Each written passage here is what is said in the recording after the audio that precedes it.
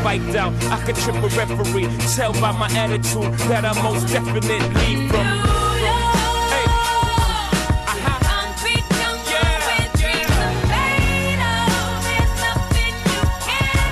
Hello, everybody, and welcome to another This Week in Startups. Number 47, Tyler. We've made it to 47. That means we're 3 shows away from number 50. And also, I think we've been doing this for a year now. Have we been doing this for a year? May 2nd will be Brian's. May 2nd will be Brian Alvey, 1-year anniversary of Brian Alvey. Right. Which means we're going to hit 50 episodes in 1 year, which is basically one a week we've done. Some weeks we did 2, some weeks we didn't. Last week we missed. Tyler and I had to make an emergency visit to San Francisco for a dinner. Yeah. That went pretty well. That was awesome. That was awesome. Sometimes you guys have to understand there are priorities. And not that you guys aren't a priority, but the priority is to make a lot of money. I think we also owe Ethan from... oh, my God. I am so embarrassed about this. I didn't know that. This is irony of ironies. The only 2 times we've ever had to cancel. Only 2 times we ever canceled the guest. It's the same guest. Right. So Ethan from Red Beacon, who won TechCrunch 50, got my vote as the winner of TechCrunch 50, by the way. 50 Gs. He won 50 Gs, 25,000 of which are mine. I get no equity for doing that. It's a little crazy. I sure get a little equity, but that doesn't matter. What do I care? But anyway, I'm very sorry. Red Beacon's an awesome site. They won TechCrunch 50. You guys know the other winners of TechCrunch 50 were Mint and Yammer. Yammer is probably going to get bought for $100 million this year. Not that I have inside information. Not that anybody should tweet that. However, I think that Yammer will get bought this year for $75 to $125 million. And that's not based on inside information because I'm very good friends with David Sachs and have dinner with him every month or 2. But, you know, this is what I think. Yeah. Mint, of course, bought for $200 million, $300 million. What was it bought for? 175, yeah. 175, the first winner. And Red Beacon launching, getting good traction. So we're going to have him on the show. We're going to make it up to him. Again, I am very sorry. Very terribly embarrassed by Tyler's errors. Tyler doesn't make I didn't know it was we were canceling, because last time we got canceled on, I didn't do the canceling. I know. It's a very terrible thing. But I had an emergency meeting up and had literally somebody flying in from another country, another company, myself. It was like Mahalo plus this other company plus another company. It's a very big deal. And, you know, this is the thing about being a CEO. Sometimes you get emergency calls. You got to go. I'm sorry about the episode last week. Terribly embarrassed that you guys had nothing to do on a Friday, but I assume that you guys were busy building your companies. So all's well that ends well. We're going to have a great show today. We got a lot of things we have to catch up on. One thing we do not need to catch up on is DNA Mail. DNA Mail. Everybody loves DNA Mail. They've been sponsoring the show since the beginning. Everybody knows they provide fully hosted, managed Microsoft Exchange and Google Apps email. This is much more economical. You just pay by the user. There are no other costs. It's reliable, 99.9, and put a whole bunch of other 9s up there in my experience. It's much better than trying to run your own email servers. So go support DNA Mail. DNA Mail, everybody loves DNA Mail. They've been sponsoring the show from the beginning. And they told me they're going to sponsor forever. I believe them, actually. I mean, really, we wouldn't have been able to do this first year of the show. Everybody knows Tyler is a little bit of a prima donna. He's got the trailer. He's got the masseuse. He's got the chef. I mean, basically all this DNA sponsorship money is just going to keep Tyler appeased so we can get the 2 insights out of him a week. No, I joke with Tyler. It's the exact opposite. Tyler is the most humble and hardworking guy I've ever worked with. Literally, when we're somewhere, he'll carry my bag totally unnecessary just to make me look better. He'll work through the night to fix some minute problem. That's why I love Tyler. That's why I love working with people like this. But I'll tell you, I'm going absolutely crazy, Tyler. Why? I'm getting crazy about Generation Y. I'm literally, you know, I got the OCD thing. Sometimes I start thinking about things. And these are usually triggered by some event at the airport or what. It's usually something that triggers it. This is a building thing. Okay. This is not like a specific like Keiretsu Forum must die, you know, or demo conference is charging, but it is on that level. And I am writing an email newsletter, and I wrote this email newsletter. It's literally 4,000 words now, and I'm not half done. I literally am going to write 10,000 words about Generation Y. I guarantee you the email will be 10,000 words. Because I have so much to say about it. And I have to just talk about it a little bit here and just sort of, I like to float the ideas before the email newsletter comes out. The irony being because it's over 400 words, no Gen Y will read it. Yeah, that is the big irony. Neil Robertson is here with us this week. Thank you for introducing yourself. No, you're allowed to. He's the CEO of Trada, and he's doing some very interesting things, which we're going to get to later in the interview segment. But we met when I was in Boulder for all things the Open Angel Forum. And about like 5 people said, you got to meet this company, stealth company, stealth no more. No more. We had a nice meeting. I said, this is great. You have to come and talk about it on This Week in Startups. We were able to make it happen. I'm really glad that you're here. Thank you for making the trip all the way from Boulder. And that's a very cool place. I want to talk about the Boulder startup scene later. But getting back to the Gen Y thing. This is a message to Gen Y people. And now, does everybody know the difference between Gen X and Gen Y? There was actual dates and... Okay, it's debated. I think you're going to make a case that there's a... I don't know there's an event. I don't know that there's a specific demarcation point. I've heard 1980, I've heard 1983, I've heard 1985, whatever it is. Basically, somewhere around 1983, 1984, everything went wrong. It went off the rails. I think it's Duran related somehow. Something that maybe it was a breakup or something. I don't know what it is. Anyway, point is, right around that time period, young people started to care about the environment, the world, their own fulfillment, which is great. I really think everybody should be fulfilled and have a great life.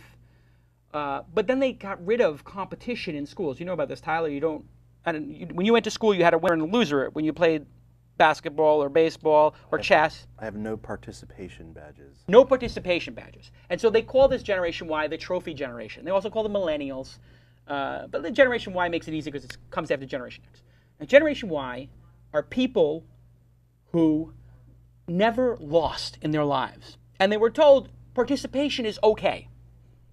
Let me tell you something very clearly if you're part of the millennial generation, Generation Y. Participation means ungats, nothing, nada. You get nothing in life for participating. It means zero, squadouche, nothing. The fact that you show up for work every day means nothing. If you kick ass at work, if you succeed, if you work harder than the people around you, and you make yourself more valuable, then you've won. And you're better than them. And that is a good thing. You should be competitive with the people around you. You should try to beat the people around you. You should try to dominate the people around you. You should try to win and be successful in life. Participation means nothing. Your fulfillment means nothing. Nobody cares if you're fulfilled. Nobody cares if you participated. You were lied to. There is no trophy in life for participation, except your tombstone. That's your participation trophy. Congratulations, you got a tombstone. And it's not even going to be that big when you get it, by the way. And nobody's going to remember who you are or what you did. And this is the reason why America is absolutely tanking, is because these Gen Y people, and I'm not saying it's all Gen Y. I think I've done a pretty scientific survey right now. Somewhere between 70 and 80% of Gen Y have absolutely no motivation, no killer instinct. They're all on some kind of antidepressant drug. And they cry in their coffee all day, and they don't want to win. They're the lamest generation ever. Now, I'll go back to, and the other 20, 30% of the people listening to this show, and somebody just said Alex in the chat room. Alex is the 20% I'm talking about who kicked ass, like Tyler. He's the exception in Gen Y, not the rule. And the people who are starting companies and crushing it, those are the Gen Ys, those are the people I love. And the fact that they have a good worldview and they want to save the planet, that's all noble. But you have to want to succeed in life and not just think that you want the planet to be saved. You have to go do something. And being successful and making money and being powerful will let you do more good in the world than being lame and getting nowhere in your career and having no ambition. Is any of this making sense, Tyler, or am I just rambling? No, it makes perfect sense. I am so angry at the 80% of Gen Y who are screwing up this country, and I'm angry for them, for their own lives, because they're so stupid, or they've been so lulled into being so lame by the teachers who coddled them for a decade. It's not even their fault. Because I know if I was in school and they told me, oh, congratulations, here's your trophy for participation, here's your medal, I would not be the person I am today. I am the person I am today because when I lost, I went home and cried. And I was angry and I was pissed off at losing or getting beat up. And then I went and kicked the shit out of people. Or I went and won some game. It seems stupid, but this gets ingrained in your DNA. And Generation Y, the 70-80% of you have the loser gene. You're a bunch of losers. And this is what this program and my new mission in life is, to take the Generation Y losers and try to get you into that 20 or 30% of Generation Y people who are going to kick ass. Because guess what? You're going to work for them if they'll ever hire you. And they probably won't hire you because all your jobs are going to Asia, Philippines, Japan, Eastern Russian countries. If you don't get your shit together, Generation Y, I'm sorry I cursed twice in this episode. We're going to have to bleep it out. But if you do not get your shit together, it's over for you. Your standard of living is going to suck because you know what? Your mom and dad are going to die. And you know what you're going to have left? Nothing, because they mortgaged their houses. They got a bunch of cars and went on big fancy vacations. You get no inheritance, Generation Y, and you're not hireable. So you're going to fail, and you'll have nothing in life. And if you think that your standard of living sucks now, wait till mommy and daddy die and you have nobody to bail you out. Period. Generation Modern Warfare. Yeah. Generation Farmville. Get off your asses and do something with your lives. There's actually an interesting precedence to this, which is Japan, actually. And the generation, and this has been going on for about, 5-10 years over there, that they have this whole generation of people, and Japan's consistently 5-10 years ahead of the U.S. on this kind of social evolution curve. And the parents over there have just been freaking out, and the generation just has this very kind of flippant, no Right. ambition attitude, but they've been dealing with it for quite a while. I think they're just starting to come out of it. Let me tell you some of these indicators that somebody is part of Generation Y. I mean, we should all discuss what are the red flags of Generation Y so they can stop presenting themselves as the lame, unhireable, unemployable doofuses they are. Number one, you do not get credit before you do the work. And what I mean by this is I've had people who I've tried to hire, like they come in for job interviews, and they would like to get some sort of title that is years beyond them. Or they would like to get some compensation that's years behind them. They want all the credit in the world before they've paid their dues. You know what Generation X got? You know what I got in my early days? I got a kick in the ass. Get back to work, shut up, put your head down. I mean, that's what it was like in the 80s, was it not? Were you employed during the 80s and 90s? Yes. I mean, you got a job. If you were lucky enough to get a job, they just told you, shut up and work hard. And this generation's like, oh, how many weeks vacation do I have?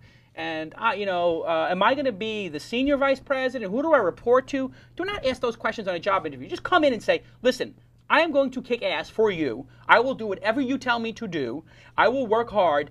What can I do to make this company, this organization successful? Because that's all I care about. And the meanness of this generation, of their personal fulfillment and their credit, and they want a pat on the back, it's outrageous. Do you think, though, that maybe 20 years ago there was an emphasis on seniority? Yes. Right? And now people are rebelling against that. But what you're really arguing for is true meritocracy. Yes. Right? Yes. Whether you've been doing it for 20 years or whether you've been doing it for 2 years, what matters is the output. What matters is the effort, right? Yes. And so I'm just distinguishing slightly between generational issue. Correct. And there's a problem with the generation. They don't, have a good work ethic, and we should all be living in a world of meritocracy. Which is my first job when I built my first company was right in that time where all of a sudden 25-year-olds were CEOs, and it was blowing up the world's view of everything. The 90s were awesome. Yeah. That's what made us we're going to be the greatest generation ever. Generation X will go down in history, except for the people who fought, the true greatest generation who actually put their asses on the line during World War II, fighting Nazis and all that other kind of stuff. I'll give them more credit than us. But we're going to change the world a lot more than any other generation, period. And for the better. And we're going to make tons of money, and we're going to be powerful, and that's all good. That's all virtuous. Because with money and power and status comes change, and you get to pick what the future is. The Generation Y that's growing up today, guess what? You're irrelevant. You're as irrelevant as people in China were 20 years ago who were at farms. Because that's what you're going to become. Because they're going to go down to factories, and they're going to start making better products than us and better services, and then you're going to be working for them, and you're going to be picking corn, or I don't know what you're going to do. Your jobs are not coming back. Well, but you're right. It is meritocracy is what Generation X clawed onto, and we were known as slackers, by the way. The term slacker was created for Generation X, correct? True, but every generation has its view of a slacker, right? Right. I'm sure the James Deans of the world were slackers to the people that grew up in the 40s or whatever. Yeah, they all had their own term, I guess. But just sort of on this sort of point of like the game is over in Gen Y. The thing that's insulated Gen Y from from sort of really having these challenges you're talking about is the fact that we still have a monopoly on knowledge work. on expertise and on creative work Yeah. in the United States because of our educational system. And hopefully we'll talk about this later. I really fundamentally believe that crowdsourcing and expert sourcing is globalization knowledge work, Yeah. globalizing knowledge work. And when all of a sudden the thing that insulates your value in Right. your economy can be done for a quarter of the price by someone as qualified as you, who's sitting in an economy that requires 1/10 of the amount of money to live Right. the same lifestyle. Your bell is rung. That is a tough thing, and I think what Gen Y doesn't quite understand yet is 10 years from now, that will become common. In the same 99 way- Designs. We right. talked about 99 Designs here, right? Crowdsourcing your logos. Mm-hmm. During Generation X, during the 90s, everybody's like, oh, I can just become a graphic designer and I'll make logos and I'll make $2,000 a logo or $5,000. Guess what? There's people who can do your job as good as you. I don't know where they are on 99 Designs. They could be Middle America. They could be China. They could be Malaysia, Well, when Manila. we had him as a guest, he said the hottest earning guy is in Romania. Right, in Romania, whatever. Where you're saying Right. the cost of living is much less, and Yeah. his output is better, and he's hungrier, or she's hungrier, whoever the person is. I mean, like, for example, in South Africa, the poverty line is $1 or $1.50 a day, but 85% of the children are educated because of their educational system. So if they have access to technology and tools, and Yeah, their guess what? metric is $1.50 a day, they'll produce work, potentially, that we view as knowledge or creative-based work at a cost that, to them, is a higher upper middle class standard that's $3 an hour, right? Yeah. That's the interesting global imbalance that's occurring during this generation, which Yeah. I'm just throwing fuel onto your fire, saying if you don't realize that now and you're 20, 21 years old, you're in trouble when you're 29 years old. I am basically trying to smack them in the head, and you're basically trying to say, sit down and listen for a second. And between the two of us, we have to get through to these people. I mean, I don't want everybody to say that Jason is saying Generation Y as a whole is a bunch of losers. I'm not saying that. Obviously, Mark Zuckerberg is a winner. Obviously, the people on Hacker News, or the people who are building startups, the people who work at Dig, or who are ambitious, who work here at my company, Mahalo, or thisweekend.com, or whatever, these people are ambitious. But I'm talking about your contemporaries. The people who listen to the show, think about your contemporaries right now, and their desire to go to Costa Rica and go kite surfing versus their desire to increase their value and build a company or whatever it is. Because they're much more interested in saving X. And then when they go to want to save X, they don't actually do anything. That's the thing I find totally hypocrisy, the total hypocrisy of it. They all want to save the planet. They want green stuff. They also want their private jets, and they also want, maybe they don't want them. I don't know. But they don't do anything. So they say they want to help the world, but they're not actually doing anything. And by the way, if you think that because you recycle you're doing something, guess what? You're not. If you're recycling, you're not doing anything. The person who's doing something is the person who's launching a battery technology that's going to stop burning fuel, or somebody who comes up with technology for solar. Or those are the people who are going to have the massive impact. You using your plastic fork, that has no impact. That's the impact of an ant. Okay? You recycling your garbage every day means nothing. I know I'm going to get all these flames about it, but it does mean nothing compared to the person who figures out that we don't need to recycle, or that we can come up with some new technology for getting water from one place to the other, like desalination or something. Do something big. Be ambitious. Get money. Get power. Change the world. Watch the video. Watch the video. Please. I really. Let me ask you this. So if We you're might be mic'd. Are we mic'd?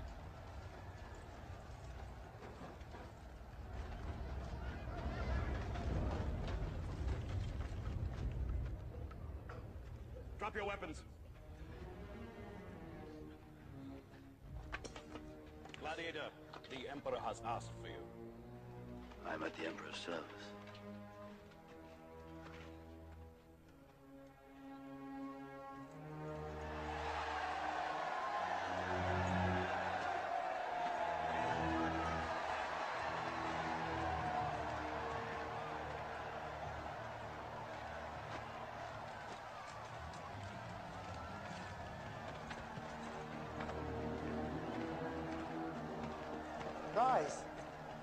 Guys.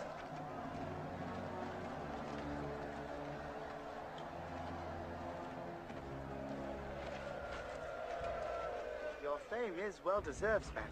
I don't think there's ever been a gladiator to match you. As for this young man, he insists you are Hector reborn. How's it Hercules? Why doesn't the hero reveal himself and tell us all your real name?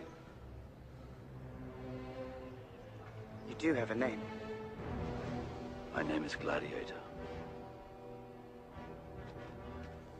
How dare you show your back to me? Slave! You will remove your helmet and tell me your name.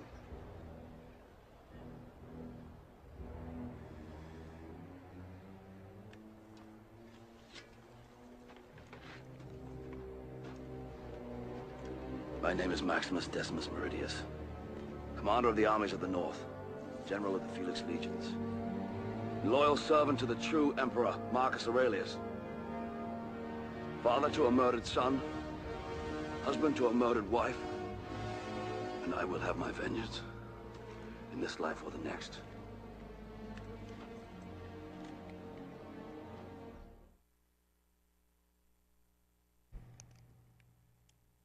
That is what you need, the killer instinct. You have to want to kill and murder and maim.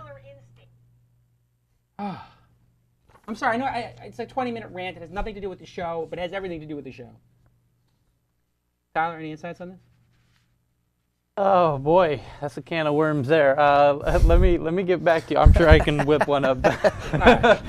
Where to begin? Yeah, it's just a message to generate. And you know what? If you're a Generation Y person and you kick ass, which I'm assuming you do if you're watching this program, if you're part of that 25% who already kick ass, it is your duty, it is your honor, it is your duty to take this podcast and give it to your lame friends so that they can wake up and realize that they have no future unless they get their act together. Because their future is slipping away. All of their jobs, all of their opportunity is going.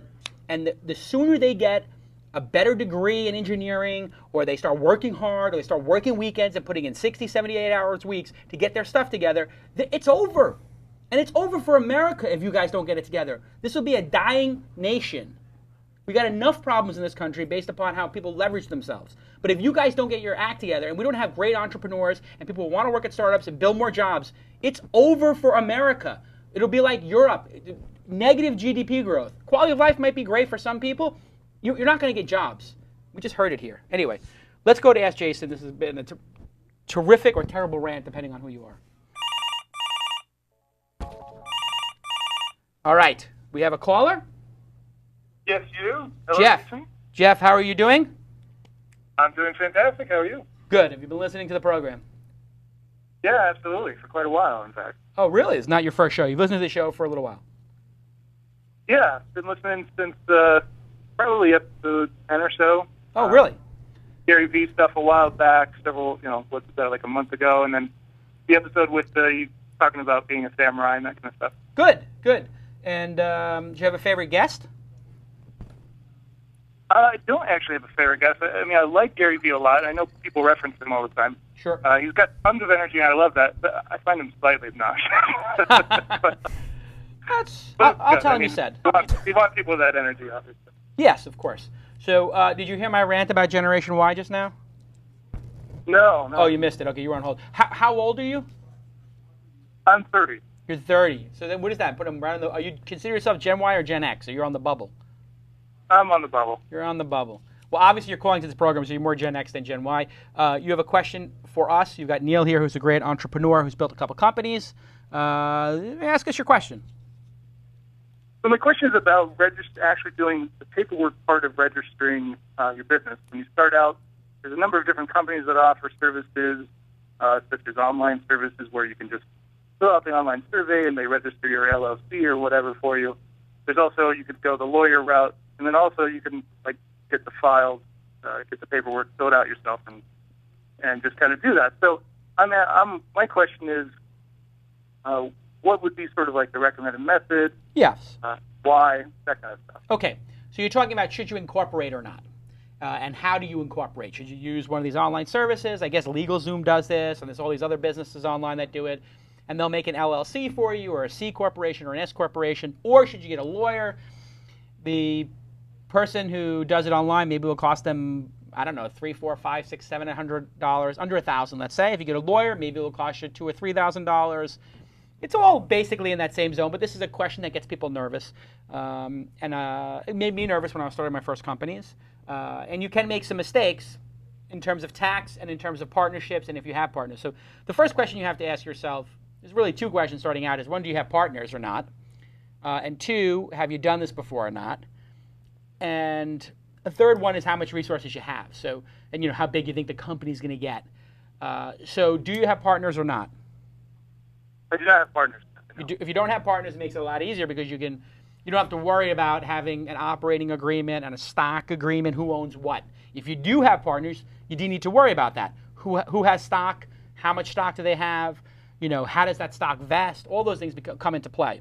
So without them, you can just start an LLC or a C Corp, an S Corp, small corp, and pay one-time tax, which means the corporation, you don't pay double tax, the corporation pay tax, and you pay taxes, one-time flow-through tax, which you can talk to a lawyer about. And how big do you think the business is going to get? Is this a business you want to build into a venture-backed business? You want to have 10 employees? You want to try to raise money? Or do you not want to try to raise money? Probably not in the first couple of years. Maybe grow it to about 20 people or so. Okay, so if you're planning on potentially raising money and adding employees, it's worth doing it right. It's worth having a good attorney. You can do it without that, but then they're going to have to do some cleanup work eventually. What I suggest is you find a startup attorney and explain your situation to them. Hey, I'm a first-time entrepreneur. I don't have a lot of money. Would you meet with me? Because guess what? The guys at places like Wilson Sonsini or my lawyer Joey at Fortis, other firms like that, Oric, what are the other ones that? Cooley. We use Cooley is another big one. These firms will actually give you a discount, a break, if you are an ambitious young person. They want to work with you. They want to see you succeed so they can make money off you in the future. They want to build relationships early. What if you're the next Larry and Sergey from Google? You trust us. Maybe I get pre-IPO stock or whatever. So they're investing in you as a client. And you can say to them, I would like a flat rate for raising an angel round. And most of them will do it. And they'll do it on contingency, which means, and I have this credibility with attorneys, and I don't need to do it, but I'll say to them, I'm thinking about raising an angel round for this. As a matter of fact, I did this with This Week In. 6 months ago, I said, I think I'm going to make thisweekin.com into a company. I may raise an angel round. Can you set it all up? And will you do it on contingency? And my lawyer said, of course, we'll do a contingency for you, Jay. I said, no problem. Not that it matters. It's going to be $10,000 maybe to do an angel round. To do a venture capital round, maybe it's $25,000 to $40,000. And you have to maybe pay for your venture capitalists, lawyers, which is a little pain in the ass, so it might be double. But you can actually negotiate that up front. And having the counsel of a good lawyer is critical. Anything that is worth doing correctly. So if you're going to do a startup company, do it correct from the beginning. Worst case scenario, you wasted $1,000 or $2,000 incorporating correctly. Best case scenario, you don't have a $50,000 legal fee or, God forbid, a lawsuit over the IP in the company, the intellectual property of the company later on. You've done this a couple of times. What do you think? I learned the right way and the hard way. There's two things in the beginning of a company you don't skimp on. One is legal formation, and the second is accounting. And that's everything. I've owned restaurants, I've owned concierge businesses, I've owned technology companies. Why don't you skimp? Because you will end up paying massively either to the government, who's collecting taxes from you when you do things incorrectly, or when you need to basically reincorporate in a different form, in a different format, and file, Reg D stuff and all sorts of other things you need to do. It is lawyers love to go and clean things up. It's very expensive to do that. Yes. You can file an LLC boilerplate with a little bit of recommendation for $500 to the state, depending on the state, plus $1,000 in legal fees on a standard op agreement and member manager agreements. Yeah. But going and then converting that into an S corp, right? Yep. Is going to cost you $6,000. Right. So you might as well pay the money to get your counsel correct and do it correct. Now, I do use LLCs from time to time for my side projects, so Calacanis conferences or other things I've started. Open Angel Forum is an LLC because I own it, I control it. I may have a partner on, who knows, down the road. TechCrunch 50 was an LLC that Mike Arrington and I co-own. But if you're going to have a company that's going to raise money and have multiple shareholders, you're going to want to go the S or C Corp route, and you can read the differences between those two things. It's essentially the same, except in the S Corp it means small, I think, and that means you pay one-time tax, not two-time tax, which you can Google all that. And there's a limit on investors, right? What's that? I think there's also a limitation on investors. 500 or something? One's 32 and one's 500 or something like that. Exactly. So there's a number of investors you have that's recommended. What you really want to do, though, is getting a lawyer is you get more than just a lawyer. And I mean, I don't want to sit here and stump for lawyers because, you know, nothing makes me furious like a legal bill. I mean, every third legal bill I argue with my lawyer, like, can you give me a break? And he's like, Jason, why do you need a break? You know, he does, but he's pretty good about it. And I, you know, with my people here, I'm like, record the amount of time you're on the phone with the attorney, and do not call the attorney without consulting me first. Like, that's our rule here, all my companies. Do not call the attorney, do not email the attorney without telling me explicitly why, because I don't want to have that hour and a half. Because you may have a 15-minute question that I can answer. You know what I'm saying? So you have to know when to use an attorney, when not. The time to use an attorney is when you're forming a company. Is there anything else we can help you with, Jeff? I think that covers it. Thanks very much. Okay. And where were you calling from? I'm actually calling from Chicago. Ah. How your Bulls doing? You know, I'm more of a Sox fan. I don't really follow basketball. How's that going? Well, you know. Exactly. Chicago. Yeah. Go Yankees. Every year you keep coming back. Go Yankees. All right. Yeah. Good talking to you. Take care. Bye. Thanks. Bye. That's a good question. It's a basic question everybody has. I think the interesting one is also on the other side that I mentioned about accounting. I've gotten into more trouble by not having a relatively good accountant who's, you know, 25, 30, 40 bucks an hour. Yes. Start doing accounting correctly from day one. From day one, you have to have your books correct. Because going backwards, oh, maron. That, I have gone through literally boxes of employee records with the Massachusetts tax authority during winding down a restaurant. Such a waste of time. And I can tell you who pays the money. It comes directly out of your pocket. It just sucks. I mean, it's like so much wasted time. So you really want to have your accounting done perfectly from the first day. A bookkeeper costs, like you said, 20 to 40 an hour. Mm-hmm. And if you just go on Craigslist and say, I'm looking for a bookkeeper, I need 3 references. Call the references. Because if your bookkeeper screws up, or if they're, God forbid, and this has happened to many people, including Mark Cuban, they had somebody, one of his first companies, he tells the story sometimes, somebody ran out with $90,000 or something, the bookkeeper. So you want to check references, do a background check, see a driver's license, all those things. Yeah. Make sure they're certified public accountant, all these basic things. But calling 3 references is a great way to do it. And you want to make sure those references are actual real references, that's a phone number you can look up, and that they have a direct line in the name of their company, not that it's routing to someone of their friends. If they give you any bunk about getting a reference, then you can just toss them aside because there's millions of other great bookkeepers. I've got 2 great bookkeepers here who've done amazing jobs for me. QuickBooks, whatever, it's easy.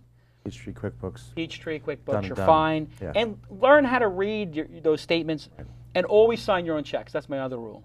I sign all my checks, and then every company, at some point, the company gets to a certain size, and go, oh, how about we have somebody else sign the checks? Or how about we get one of those stamps? No. I love having to sign the checks. I mean, I hate signing checks, but I love the review process and thinking about it. Okay, money's going out. Where's the money coming in? I sign every check except for my own expense reports, which someone countersigns for me. Yeah, perfect. Okay, so the next part of the program is Jason's Shark Tank. This is where somebody pitches us, and I'd like to thank WebSpy. What great guys there are at WebSpy. Monitor all kinds of server activity from employee internet access to email servers to web hosts, analyze for traffic levels, patterns, errors, and more. It is a total log analysis solution. And you want to know what's going on your network. It's basic 101. When was Jack on? What episode was that? Jack Andes? Jack Andes. 20s, I would say. Look it up, maybe. Yeah, I know you're sitting there, Tyler, you're so busy, but I mean, it would be good people know the exact episode. Then I can tell them, go. You can actually, Jack was on the show, and you should go watch the show he was on. You can see what a great guy this is. You hear about his company. WebSpy, thank you to WebSpy. You like how I do the advertisements? Very good. He was on episode 31. Very old school. That's what I think. I think this is what advertising needs, a little old school pitchman. And we only pick advertisers we like. We have only 3 or 4 advertising slots on the thing. People buy them for 20 episodes at a time. That's 20 weeks. It's almost half the year. They sell out, and that's it. Game over. WebSpy is one of those great companies. They've been with us from the beginning, and they told me they'll be with us to the end. Which, depending on what happens, this might be the last show. No, I don't think it's going to be. But we're going to have a 50th episode. Speaking of sponsors, Microsoft has been incredible. Microsoft Bing has been an incredible sponsor. They now say they're going to host the 50th episode on their campus in the Valley. So I'm going to come up to Palo Alto, wherever they are. Is it Palo Alto? Yes. Sunnyvale? Sunnyvale, yeah. Sunnyvale. Somewhere. And I'm going to give people who are the super fans of the show a free ticket. And the super fans are going to get together for the 50th episode. It's going to be some huge, crazy thing. And Microsoft's got a lot of money. I don't know if they're going to give a Zune to everybody, but they may give Bing access to everybody. So you may all get your own Bing account. Oh. It would be incredible of them to give you a Bing account. I've been looking for one of those passes for a while. Yes, you can get an exclusive invite to Bing. I'm going to tell them they should give a Zune or an Xbox to everybody. Wouldn't that be incredible? Like Oprah, look under your seat, there's an Xbox. All right, so let's do the Shark Tank.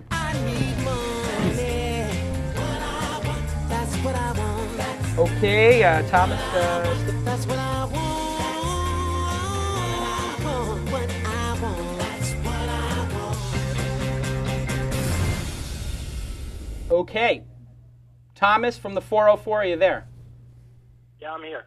Is the 404 like a Skype, or is that an actual zip code from a real location on the planet Earth? Well, I used to live in Atlanta, but I'm actually in Santa Monica. I'm just down the street from you guys. Really? Oh, yeah. That's very disturbing. I'm on Colorado Avenue.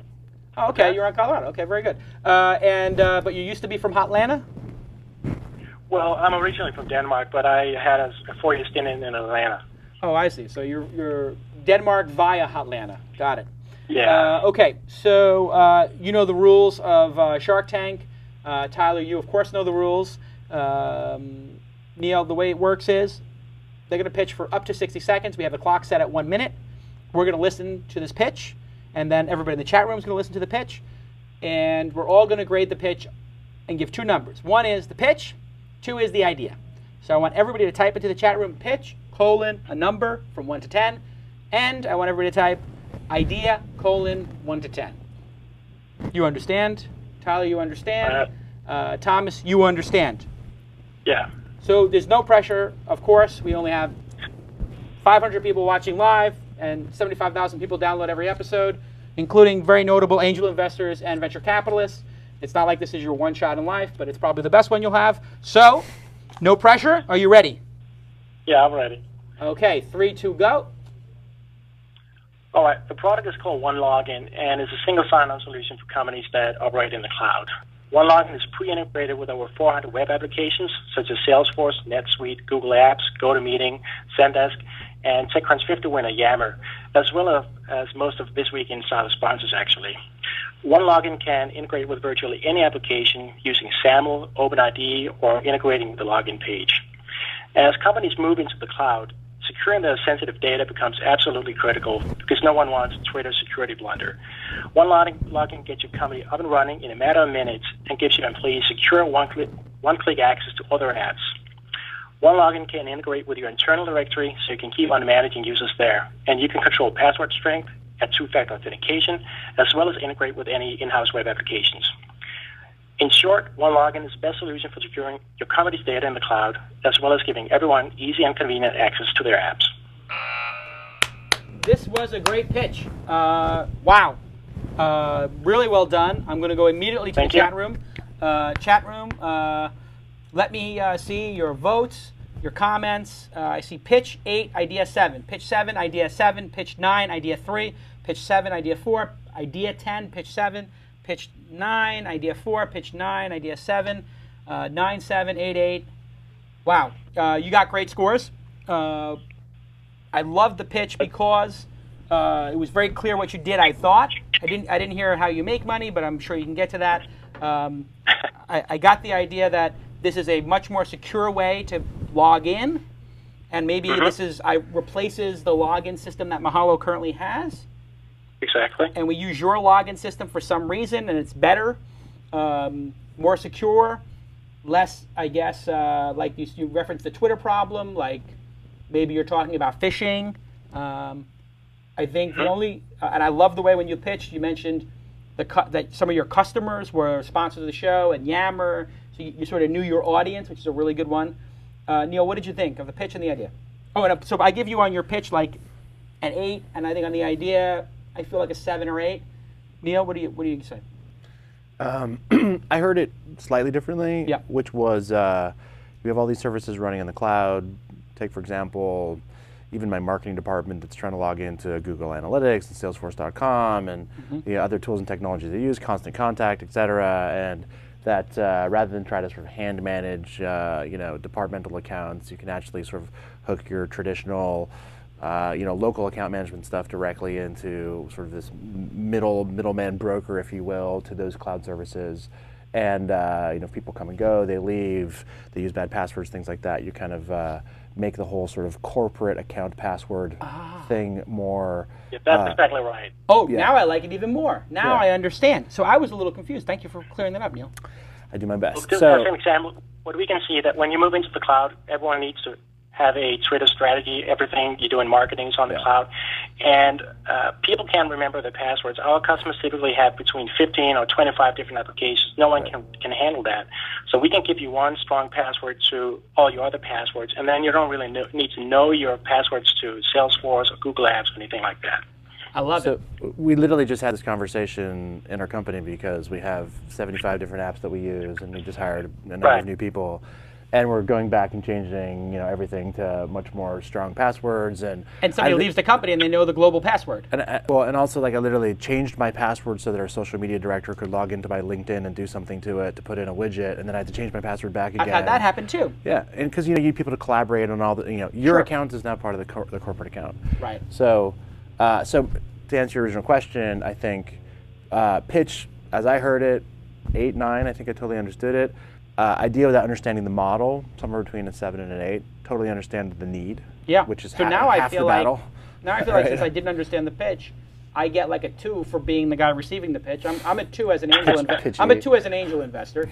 You're a 7 for your pitch. I take 1 point away, but I'm going to move that point over to your idea and make your idea at 9.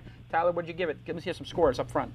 Pitch 7.5, idea 8, leaning towards 8.5. Okay, so this is a great idea. So let me see if I can ask you a follow-up question here. If I am a company, I am a company, I have a couple companies, and I want to set all the company passwords. So I set all the company passwords, to TWiST. I love TWiST, whatever. Now, do my employees have to know that that's the password, or do I give them the global password? And then that. Well, they don't. Well, they don't actually need to know their password. And even better, some of the applications we integrate with support OpenID, and that only allows us to log people in without even having a password to that application, where we are actually authorizing the access. So with one login, you see all your applications on a dashboard. And if I want to log into Mahalo or Google Apps or ClickChart, Chartbeat or something like that, I just click on that app, and then either it logs people in using SAML or OpenID that don't require a password, or it uses the password that we have stored in the cloud. That could be a very long, complex password that no one needs to remember. And then, of course, it's very secure, and you get a very smooth user experience.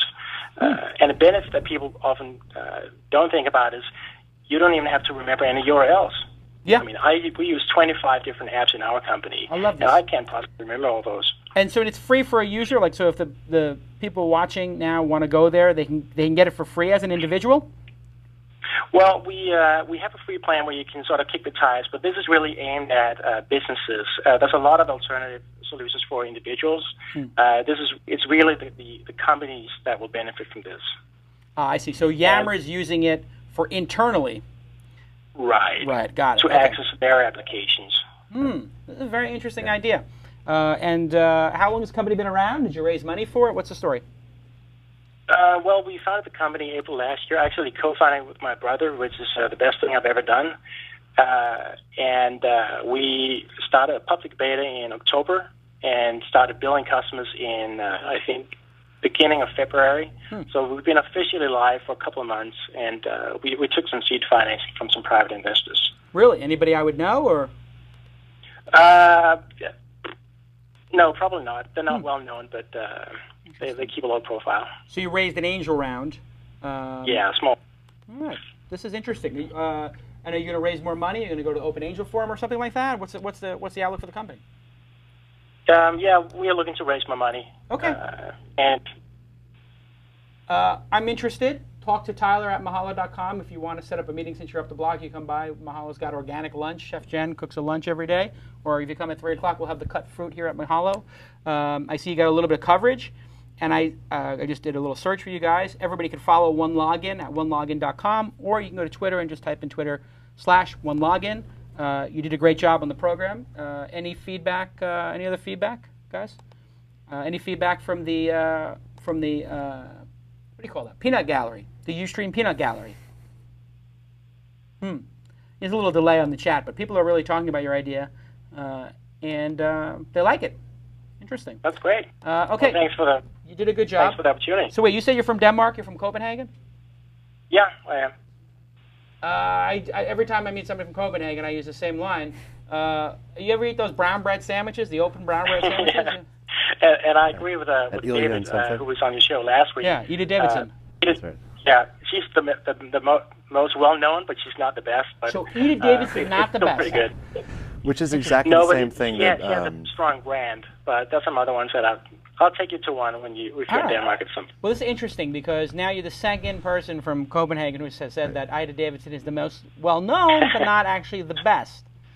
Interesting. You've been to Ida Davidson? I have not. I just thought it was funny that like literally it was the same, expatriate slogan about. My friend, anyway. I have some friends in Denmark. That's one of my favorite countries to go to. Countries are becoming companies anyways. It's not even a slip up. It's more like a Freudian eventuality instead of a slip. All right, and so you're here in Los Angeles. Do you have a vendor of the brown bread? Do you know where to get the good brown bread in L.A.? Yeah, you can actually get Whole Foods and World Market carry it. Huh. They have it's called Schwarzbrot, so they have a German version of it. What do you call it? Exactly the same. You call me a Schwarzburg? Schwarzburg. Schwarzbrot. Schwarzbrot? Black bread. Black bread. Schwarzbrot bread. Okay. Yeah, black bread, exactly. I like it. All right, good job. Thank you for calling in, and I will see you at the Mahalo offices, hopefully. It's a very interesting idea. Thank you. All right, sounds good. Thanks. Awesome. See, this is it. The whole show's a front for angel investing, right, Tyler? I asked him last night when I called him up. My first question was, "Are you looking to raise money on this?" Yeah. Because we got Open Angel Forum next week in New York. Yes. How is that looking? Awesome. Now over 100 applicants. Over 100 applicants for New York. Broke 100 last night. And I'm going to go through the top 15 on Monday night. Correct. With Brian Alvey with and Charlie. Brian and Charlie. Yeah. And then we leave on Thursday. Yeah. Virgin America, the only airline we fly if we have a choice because it's got Wi-Fi. JetBlue used to be my favorite. Southwest, I like you guys too. No Wi-Fi, no JC. JCal is off, right? Yeah, and you got the sunglasses last time. I got the sunglasses. That was JCal got game. There was a Banana. This is one of the best marketing things I've ever seen. There was a Banana Republic. They dressed one of the flight attendants. They're getting their money's worth now. In Banana Republic. Yeah. Stuff. This is the VA. This is on Virgin America, which is the greatest airline because they have Wi-Fi. They also have the yogurt parfait and those little chocolate. The cookies too. And the chocolate chip cookies, which are all excellent. And my trick is you go sit in row 3. They call it like Business Select. Business Select. It's like $50 or $100 more, but you get unlimited food and free movies. And so when I get on the flight, even when we take a short one, the first thing I do is order 2 boxes of cookies, 2 of the chocolate bars, and 2 of the Illy Espressos. Right there, I'm making $20 back. I put that right in my bag. Then I have Tyler do it, and I take it from Tyler. Tyler works for me, so I'm like, hey, Tyler, you got to order this stuff. And then Tyler's embarrassed. He has to order it. He takes it for himself. But then if it's a 5-hour flight, I do it again towards the end of the flight. And the person's like, oh, my God, what are you doing? But anyway, they were giving away, they had a Banana Republic woman, they had a flight attendant dressed in Banana Republic. It's a very beautiful dress. And she comes down and she says, oh, who wants a free pair of sunglasses? We're going to give away 20 pairs of free sunglasses. Just type something clever to chat. And so I said, oh, is that Banana Republic at her dress? And she said, yeah, it is. And I said, it looks like Versace on you. And she went, boom, big smile. And she leans over my ear and she goes, you're getting a pair of sunglasses. It's nice to know you still got a little game. Yeah. I mean, I'm out of the game for a long time now, but it's nice to know you have a little game. Impressed. Tyler was impressed. And let me tell you something. Tyler has incredible game. He looks like he has incredible game. Ridiculous. Not yet to be caught on camera, but I actually have, I do have those photos. You have one photo. I do have one photo, which is pretty damning evidence, but it is from a number of years ago. Is it true that on VA though? So my friend like Matt Cutler talks about VA all the time, right? Yeah. And his whole justification for VA is that they were smart enough to basically put a water bottle dispenser at the back. So if you wanted a water bottle, you just walk up and like open it and take a water bottle. And if you took 2, nobody cares. They treat you like an adult, correct? They treat you like an adult. This is the exact point, which is why you should fly Virgin Atlantic. This is the thing. With these airlines, they basically, I have a theory. if you are not in first class, and let me tell you something, I spent 9/10 of my life not in first class or business. And even to this day, I'm kind of cheap. I don't do it all the time. Or business class, whatever. They treat you, I think, on regular airlines, American, Delta, they treat the masses in coach poorly so that the people in first feel better about themselves. And so that people are motivated to be in those first class because they are so snippy with you in coach. And they just, oh, no, we can't get you a drink now. You have to sit. Then you're in first class, and they're like, oh, yeah, you want a drink? Or, oh, the FAA rules, you're going to get your bag. I'll get that for you. Oh, don't worry about your seat being back a little bit. So when you're in first class, if your seat's back, they don't say anything. When you're at 2 rows back, if your seat's back like a millimeter, they bang it, boom, they're walking by. Let me get that for you, boom, and they just shake it. You ever had them do that? Oh, yeah. And I'm like, okay, I'm a big boy. I didn't put my seat back. You got some OCD about the seat being back because the last person left it back a micron, and then they bang it, and they do it for you. It's so obnoxious. So obnoxious. Anyway. You're right about now, you're going, why did I agree to be on this program? This is insane. I'm just saying. I thought we were going to talk about technology. You've got JetBlue on the East Coast. I got Frontier in Denver. So is Frontier good? I fly Frontier religiously. Really? Although they have a little bit slid towards the United scale that you're talking about. They used to be super awesome, and now it's kind of curating a little bit? Yeah, I started flying Southwest. Started flying out of Denver. So yeah, they started it. We took Southwest. We went to Denver. It took me 3 tries the first time to figure out the boarding. I'm not that smart. Southwest has got an interesting boarding procedure. It used to be a free-for-all, and then they were like, let's give people a letter. Yeah. And a number. And apparently the only letter I ever get is C43. I have a tip for you. Right. If you pay spend like $20, right? $10, I think it is each way, you get to get on first. This is critical if you've got to get off the plane quickly, or if you like an aisle seat, or if you like to have your luggage not checked for you, because all their flights are packed. That's why it's so cheap. So you just pay the extra $10. You get on the flight first. You take row 2 or row 3 the aisle, because then you can't take row 1 because you have nothing to put on. You can't put your bags under it, unless you don't mind your bag not being under and you want the leg room. But if you are like me and you got to have your bag in easy reach as quick as possible, and you can't wait for them to, the extra 5 minutes to get your bag, you get row 2 aisle seat. I'm the first guy off the plane. The second they hit that thing, I'm like, I got my bag, boom, I'm off. And that's the problem is if you get stuck in the back in a middle seat, it may take you 10 minutes, 15 minutes, 20 minutes to get off the flight. But they're nice on Southwest. I like them. If they had Wi-Fi, it'd be perfect. It works. Somebody needs to do free Wi-Fi on all flights. Whoever does free Wi-Fi on all flights, I guarantee they will become the #1 airline. Didn't Google sponsor Wi-Fi? And they did. It was brilliant. For a while. At airports, that's what it was. Well, the airports was actually, they did it on the flights and at airports over Christmas. That was really smart. Yeah. Denver's got a pretty cool startup scene. Boulder, I should say specifically. Which is an interesting subject in of itself, the difference between Boulder, Denver, and the Denver Tech Center, which are like, Colorado, Wyoming, Nebraska. What are the companies that have come out of Boulder? Who's there now? So there was probably 3 big waves.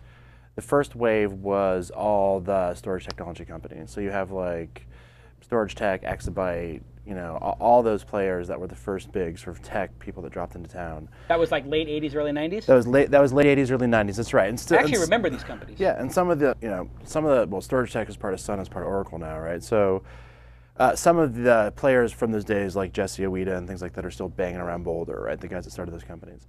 Then there was Wave 2, and Wave 2 was somewhat synchronous with, and maybe sounds like I'm giving him too much credit, but with Brad Feld's arrival in Colorado. Absolutely. He did a lot to bring in, partially because he was part of SoftBank at the time, and had a couple $1 billion behind him. He did a lot to bring companies into Boulder, and I was part of an import there. I came from Boston into Boulder in 1998, and a number of us built companies that did well in the bubble. If you will. So Service Metrics, which was the company that I built, we sold, and then like 3 days later, Blue Mountain Arts sold, if you remember that. Blue Mountain Arts was Jared Polis. $2 billion in Excite? They were $800 million to Excite. To Excite. Mine was $280 to Exodus. Wow. Right. All stock. Important point. Yeah. Important point in 1999. Feel your pain. Yeah. No. Oh, no. No, it went up. Lockup period, what? We went up like 5x, and we came out of lockup like 3 months before it crashed. Genius. Life is good. So, life is good. But to answer your question, so Service Metrics, there was Blue Mountain Arts, there was like High Ground Software, there was like just a bunch of kind of enterprise software-y stuff. Yeah. And then everything kind of went quiet in the middle of the 90s. And you mean the end of the 90s, early 2000s? Sorry, excuse me, middle of the 2000s. Middle of the 2000s. Excuse me. And then which it did everywhere, right? Yeah, it did everywhere. And then some of the old guard, like the kind of the people like myself that have been there for 10 years, and some newer folks related to Techstars and a lot of this stuff that's going on, have started this new raft of companies that have really reignited the Boulder scene. And you have great companies like Legit, and the display, you know, if you know Walter and Todd, awesome guys. You have people that have come out of Techstars that are being funded, like Filterbox that got bought by Jive, or Next Big Sound. Yep. You have, you know, we could list all the Techstars companies, but there's other good companies that were funded, like another firm, Vista. You know, they just exited MX Logic. They just exited. So why do people? Nimsoft. I mean, crazy stuff. What is it about the play? I mean, I know Brad was there, so Brad brought the money, which any sort of really incubated stuff, and then you have David Cohen doing that now with Techstars. And of course, we had Brad Feld on the program, episode number. Somebody tell me, I can't remember. We have to memorize these things. Because you need a statistician, like in baseball, yeah. right? Or somebody who has. It would be great if I had somebody in here who was like a commentator on the show who just knew the numbers. Tyler.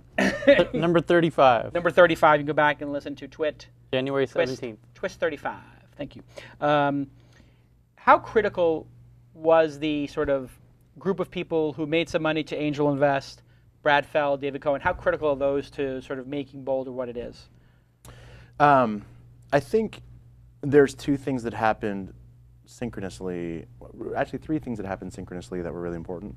One is the early wave, kind of that second wave, the Service Metrics, Blue Mountain Arts, the middle of the 90s wave, stayed in Boulder. Right. They stayed in Boulder and they brought some of their money back to the table. Another great example would be like Howard Diamond, who did corporate software, you know, for $1 billion to Level 3, and he's been in Boulder ever since. And so there was just a lot of people that were in the tech industry, very sophisticated, not myself included, other people that started doing a lot of angel investing. That was one thing that happened. The second thing is that Brad brought SoftBank, which became Mobius, which had a big office, incubator, et cetera.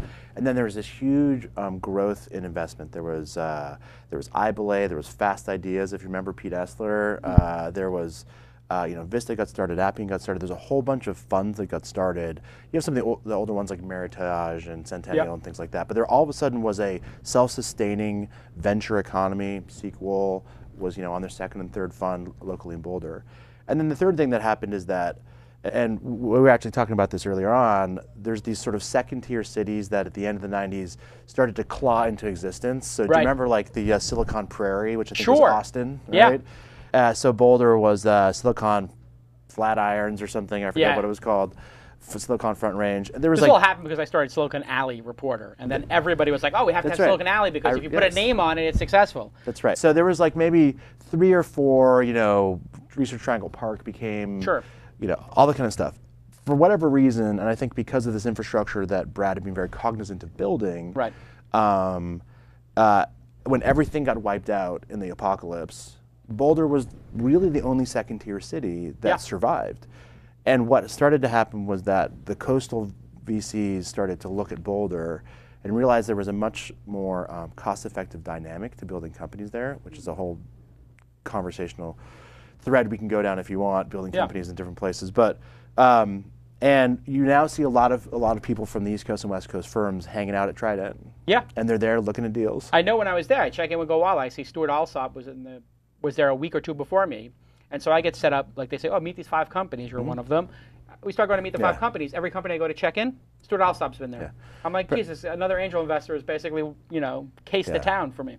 Brad's like VC venture travel, right, into Boulder. And it's a nice place to go. It's great. I mean, how hard is it to convince someone from, you know, name a firm, Polaris, Trinity, whatever, to come hang out in Boulder for 2 days? It's awesome. Right. And the kitchen, you got that great restaurant by Kimball Musk. Yeah, which one of my claims to fame is I opened the restaurant that was there before that. Oh, really? Yeah. Oh. Which clearly didn't do very well. Well, there you go. But nice place. I forgot to mention One Ride. I just was One Ride, another one. Yeah, big stuff. So now, I want to talk also about this. being in a second-tier city? Because I get that a lot. Like, hey, you have Mahalo in Los Angeles. Is that a good thing or a bad thing not being in the Valley? First-time entrepreneur, second-time entrepreneur, I think it sort of makes a difference where you look at your company. If you're counseling you when you started your career and you're starting your first company, you tell yourself at that point, Boulder, Austin, New York, Valley, Los Angeles, and then what would you tell somebody after they have 2 or 3 startups under their belt? It's funny. I just had this discussion. So, I got I started a long time ago doing tech stuff, but I was at MIT, and so I was in the Boston technology scene, and I kicked and screamed to move to Boulder. I did not, Colorado was the place that I would fly over as I would go home to California. Sure, flyover state. So every once in a while, I just dropped in and stayed. But I've been there for a long time, and about a year ago, I worked with a fraternity brother of mine who was at MIT and then HBS to get a company funded, company called VigLink, that first round in Google, and Reid Hoffman, a bunch of people put money into. VigLink. VigLink with a V. Vig. VIGLANK. I've heard of this. What is it? They automatically affiliatize your links on your blog, so you don't have to sign up for all the programs. They do it all for you. Like 7,500 merchants. There was another. Was it? I told you about this. Skimlinks is their competitor. Skimlinks is a competitor. We tried Skimlinks. Kill me for saying that, but no, it's okay. I mean, it's a good space. VigLink and Skimlinks. We tried Skimlinks. The only problem was 99% of our stuff came from Amazon and eBay, and it was like, oh, well, we can program this for us, but it's better for the dude market or like a smaller website where you don't have the time. Yeah, I mean, the whole thing is to reduce the friction. If you've already got an Amazon program, it skips over it. So, analytics awesome pretty stuff, good. Growing very quickly. How are they doing? But they're doing great. So they take a piece of the affiliate. They take 25% of the affiliate stuff, but they do everything else for you. Right. And the cool thing is you don't have to do anything. You don't have to rewrite your links, nothing. You just link and it does it. I would use one of these services if they made it 5% or something, 10%. For you, he would probably make it 5 or 10%. But really, Skimlinks wouldn't. So Really? I kicked him out. Oh, Remember that, well, Tyler? I'm sure Oliver is sending an email right now. No, honestly, this is what I tell the Skimlinks guys. They were like, oh, try it. So we try it. It works okay. I mean, it was, like I said, it was, but I would have maybe considered it. So I told him, I tell you what, we do, whatever, $250,000, $500,000 a year in Amazon stuff. Do it for free for us. I'll do a press release for maybe 5%. And they're like, no, we can't do that. I was like, great. I turned it off. I have a feeling you'll get more agreeable Wasn't that a terms. weird negotiation with Skimlinks? Well, at that point in time... Then they kept us in their investor presentation. Right. At that point in time, they were the only business that was in that general area. VigLink is much newer and much, in my view, more interesting. But what I wanted to say, though, is I had this big discussion with Oliver about moving to Boulder or moving to San Francisco. Right. He just really wanted to build a business in San Francisco. I totally was respectful of that. A lot of our fraternity brothers are out there. He had a network there. He didn't have one in Boulder. And it's been really fascinating building my company, Trada, in Boulder, that I'm a CEO of, and also being on the board of and helping Oliver build his company in San Francisco, and seeing the pluses and minuses. And the biggest minus of San Francisco, in my view, is it is obnoxiously expensive. Obnoxiously expensive. To be an individual there, to hire somebody, to rent an office, to get a cup of coffee, anything. You name it. I mean, so what ends up happening is, we funded both actually Trada and VigLink with very specific financing strategies. And I financed $50 million of financings, and this one's very, very different. And we did it the same way, but the amount of money that we raised literally is going twice as far in the Boulder just economy versus doing it in San Francisco. And there's nothing that Oliver or VigLink is doing wrong. It's just the cost of playing the game. Yeah. Right? And that's more everything than is absurdly expensive. If you want to get a receptionist in San Francisco, it's $60,000 or $70,000. If you want to get a senior and engineer, they want 2%. If you want to get a senior engineer, it's in the six-figure range. They got 17 job offers at and least. they could be at Google. Yeah. So a senior engineer. The demand is so high for good talent. So let's take a senior engineer, 5 to 10 years experience. Is that what that means? 7 to 10? I don't know. It's called 5 to 7 years of experience. 5 to 7 years experience in Boulder versus in ballpark figures. Well, really experienced people in Boulder, depending on the type of company you work at, are going to make, the range is pretty broad, 60 to 120. Right. What's interesting is that people understand the trade-off of environment, equity, et cetera, on that scale, right? In something like San Francisco, you're not even going to get below 90, and they're going to have an expectation of something dramatic on the equity side or on the bonus package side, or the case may be. And that's just because the market is so frothy. So frothy, that's right. And that's not the talent in Boulder is absolutely equivalent to the talent in San Francisco. Just the number of startup opportunities in Boulder, although it's growing, I think at a somewhat exponential rate, is a fraction. Yeah. So your ability to kind of negotiate for a similar cultural experience and equity experience, and therefore better salary, is more limited just because there's less opportunities. There's only 6 companies hiring in Boulder. You're not going head to head with Facebook and Google and Yahoo. Although Google's got an office somewhere there, right? They do. They bought something. What did they buy? They bought something down the street and they set up shop. They're actually hiring like crazy. But if you like walk down Bryant Street in San Francisco, you literally could hand a resume into every other building. It's interesting. It's sort of like Palo Alto and University.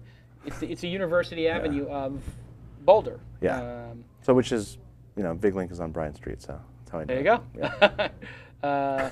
So let's talk about your company, Trada. Sure. I was very impressed by this. Tell the audience, what is the basic premise of the company?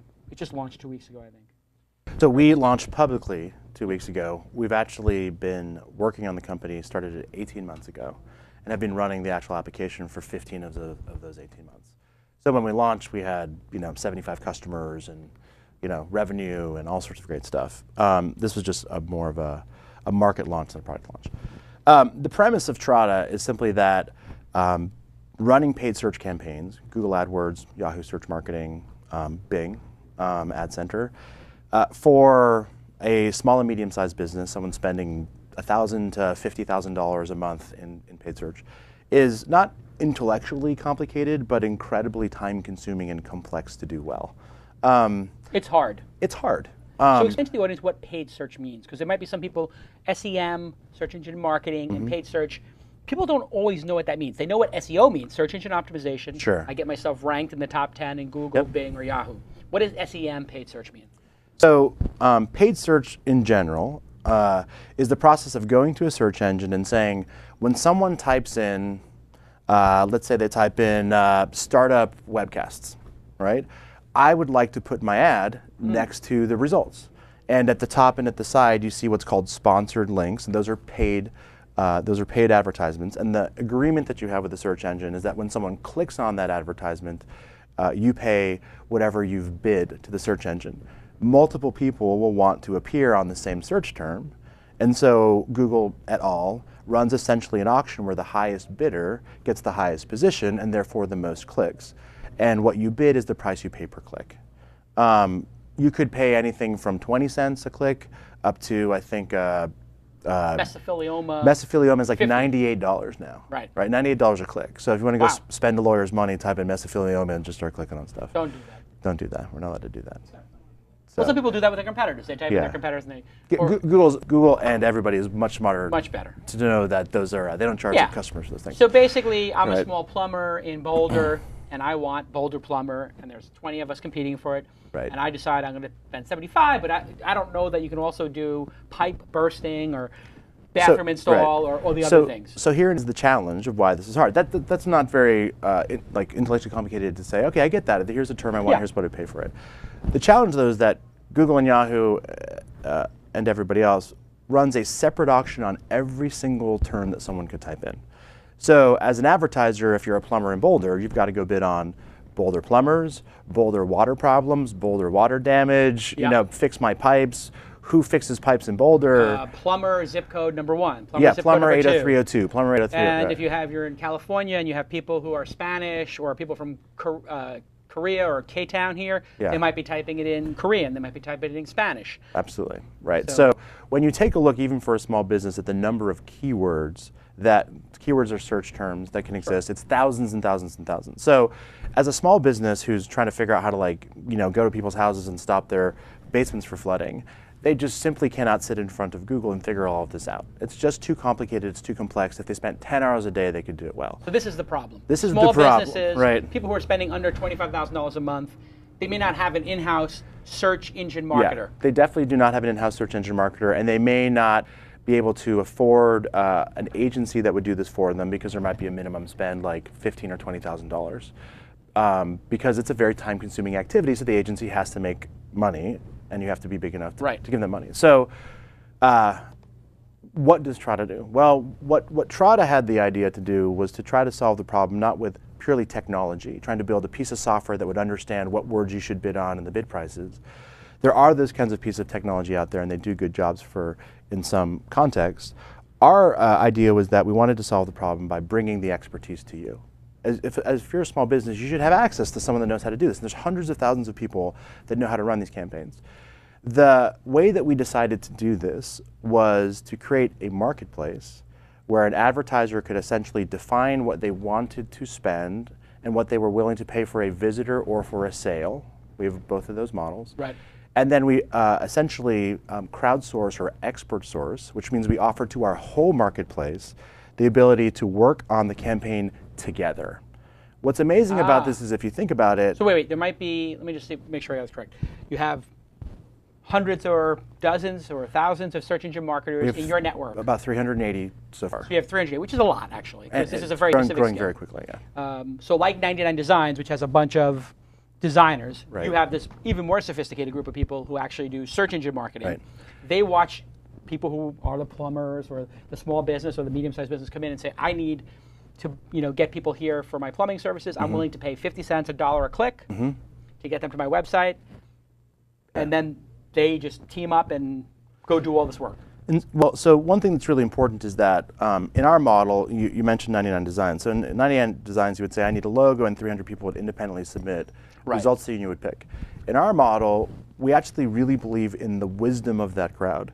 So let's say that we had a room of 20 people sitting here, and I went around and I said, everybody write down 10 ways that you would type into Google to look for a plumber in your neighborhood. We collected all those note cards and we created the unique list. Well, you would have a lot of people coming up with the same basic things, right. but you would have a lot of people coming up with their own unique perspective on things. Which is valuable. Yeah, and so it's that wisdom of the crowds that we combine together and we let them work together. The way that Google's pricing works is that an obvious thing like Boulder Plumbers is going to cost $1.50, but a less obvious thing like who can fix my broken pipes is going to cost 20 cents. Right. So the combined activity of all of those experts that know how to do this and their approach and this perspective. This could be saving 80% on the click. I could be saving 80% on the click, and it could be getting 10 times as many clicks because you've now got a lot more things working. So you're finding the needles in the haystack, and you got people who are needle finders working as a group. So let me give you some interesting statistics, right? So an average small business works only on Google. They don't try Yahoo or Microsoft because they don't have the time. No offense, they're great systems. They just don't get to it. Well, they got to go with the biggest player. They got 67% market share, so why do I screw around with the 30%? Right. On average, a small business campaign has 27 keywords that they manage, and they have between 1 and 2 ads. An average campaign in Trada works on Google and Yahoo, and Bing will be coming out in May, so 3 networks. It has, on average, 6,500 keywords because of this combined activity. Has on average 110 ads, and on average there are 25 paid search experts, pre-vetted and certified by us, working on a campaign. Wow. So it's 2 orders of magnitude more effort, and therefore more optimization. And the way that we end up working with people is purely pay for performance. So you say to us, I'm willing to pay 50 cents for a click, or I'm a retail site, I sell things, I need to sell things for under $10. Here's what I need to make. I need to sell stuff for under $10. That group then knows that they have to bid less than 50 cents on keywords, and if they can find something that works for 45 cents, they make the 5 cents difference. Or they need to spend less than $10 on Google and Yahoo to get that sale, and if they spend $7 and get the sale, they make the $3 left over. We try to take a percentage of that spread, so we're playing on a pay-for-performance system with everybody else. So there's no 20% of your advertising spend fees, there's no startup fees, there's nothing. And basically if somebody puts a fee too low, there's no action. There's no action, so this is a pure market, right? Right. And you can raise or lower your price up to once a day. And we give you lots of information as an advertiser to know where the right pricing is. So, and the feedback of a bunch of experts is pretty good. And this is right. And so if I put 10 cents to click for mesothelioma, they go, hey, by the way, fella. Yeah. The other people are competing are over 90. You got it. And so one of the things that's really important about our system is that the combined work of those people is completely transparent to you as an advertiser. You see every keyword, you see every cost, every click, every ad. You can choose to approve the ads if you want. And you can also communicate directly with your, we call them optimizers, with your optimizer team. So not only will they tell you things like, you're way underbidding in this category, you should probably go up to 50 cents or 60 cents. They also have a vested interest in what happens to the visitor once they've gotten to the website. So one of the models is where they get paid based on a sale. So you can imagine if the website could be better at getting people to convert into sales, they have a vested interest in that. So now you have all these people that know SEO, they know landing page optimization, they know all sorts of other things, design, shopping cart design, and they will, for free, write back to the advertiser and say, you really should put this on your landing page because it gets people to convert much better. Because they'll make more money. Because they'll make more money. You have Everybody's lined. 25 marketers working pay for performance. I think somebody did this before. It's such an obvious idea. It's hard. Well, so the reason or maybe we didn't, it's not obvious. The reason we didn't launch for 18 months, like we sat in a conference room before we ever got money, every Thursday for 4 hours, like 2 months before we got money. And we're like, this is going to take us like a week and a half, right? Done and done. Well, what we learned is that doing paid search for any kind of campaign, there's a lot of difference between a travel campaign, a finance campaign, and a whatever. This is why we rely on humans, because these humans opt into things they've already worked on. They know the markets, right? But building a system that accommodates all the different strategies for those different types of markets is a lot more work than we thought. The other thing that we learned a lot about is, we build a market of experts. And so there's this whole discussion around crowdsourcing and how do you motivate them and rate them and rank them. And building a motivation system for experts was a much more sophisticated piece of plumbing and infrastructure than we thought. This is what we need to get into, because you and I are both in the same business in some ways, crowdsourcing. Yep. And it really gets into, with these contributors, what motivates them. You got Maslow's hierarchy of needs. They need a roof over their head, but then there's higher level like affiliation and recognition. When you look at your the group, Bartle test, do you know the Richard Bartle stuff? No, tell me that. Yeah, so Jeff Osborne, one of our engineers, is really into virtual environments, Second Life, things like that. Sure. And he pointed me at this book about the design of virtual games by this professor, Richard Bartle. And he basically goes through and he categorizes the types of players, and he surveyed 200,000 players into basically achievers, explorers, griefers, and socializers. And what's interesting is that you would think everybody would play World of Warcraft because they like to kill things. Most of them actually don't. They want to explore the world. They want to achieve a new guild badge you got that or something. What do they call that? Achievement porn or something like that? No, it's another word for it, with the badges and everything. I checked in here on Foursquare. I'm like, let's see what I get, right? This is going all the way back to your Gen Y conversation. Is this a participate badge? Or this is a bad thing? Like you went to Starbucks, you get a badge, So good point. But I do like so achieving stuff, that's good if you have the motivation to achieve, like Call of Duty, achieving things, getting special weapons, unlocking stuff, that's good. It'd be great if people did that in life. And I think what's interesting is that's what you've done, actually. You've made this into a game. What crowdsourcing businesses are learning, right? And I wrote a piece on my blog about... What's the name of the blog? It's Trada.com, Trada.com/blog. Okay. The first piece I wrote was actually about Wikipedia. And there's all this stuff coming out about Wikipedia and the fact that the number of ads to it, the sort of edits and ads are declining. Yeah. And my theory was that Wikipedia, being one of the first real crowdsourced ideas ever, and a very successful one, has only one motivational system, which is to contribute to the greater good. Right. And that sophisticated crowdsourcing businesses actually have multiple motivation systems. So I came into Mahalo. I agree 100%. Right, I came into Mahalo very early on in my life as building a crowdsourcing business. Right. And one of the things that I was incredibly impressed by was the fact that you had been doing it for a while, and you had all these different types of motivational systems.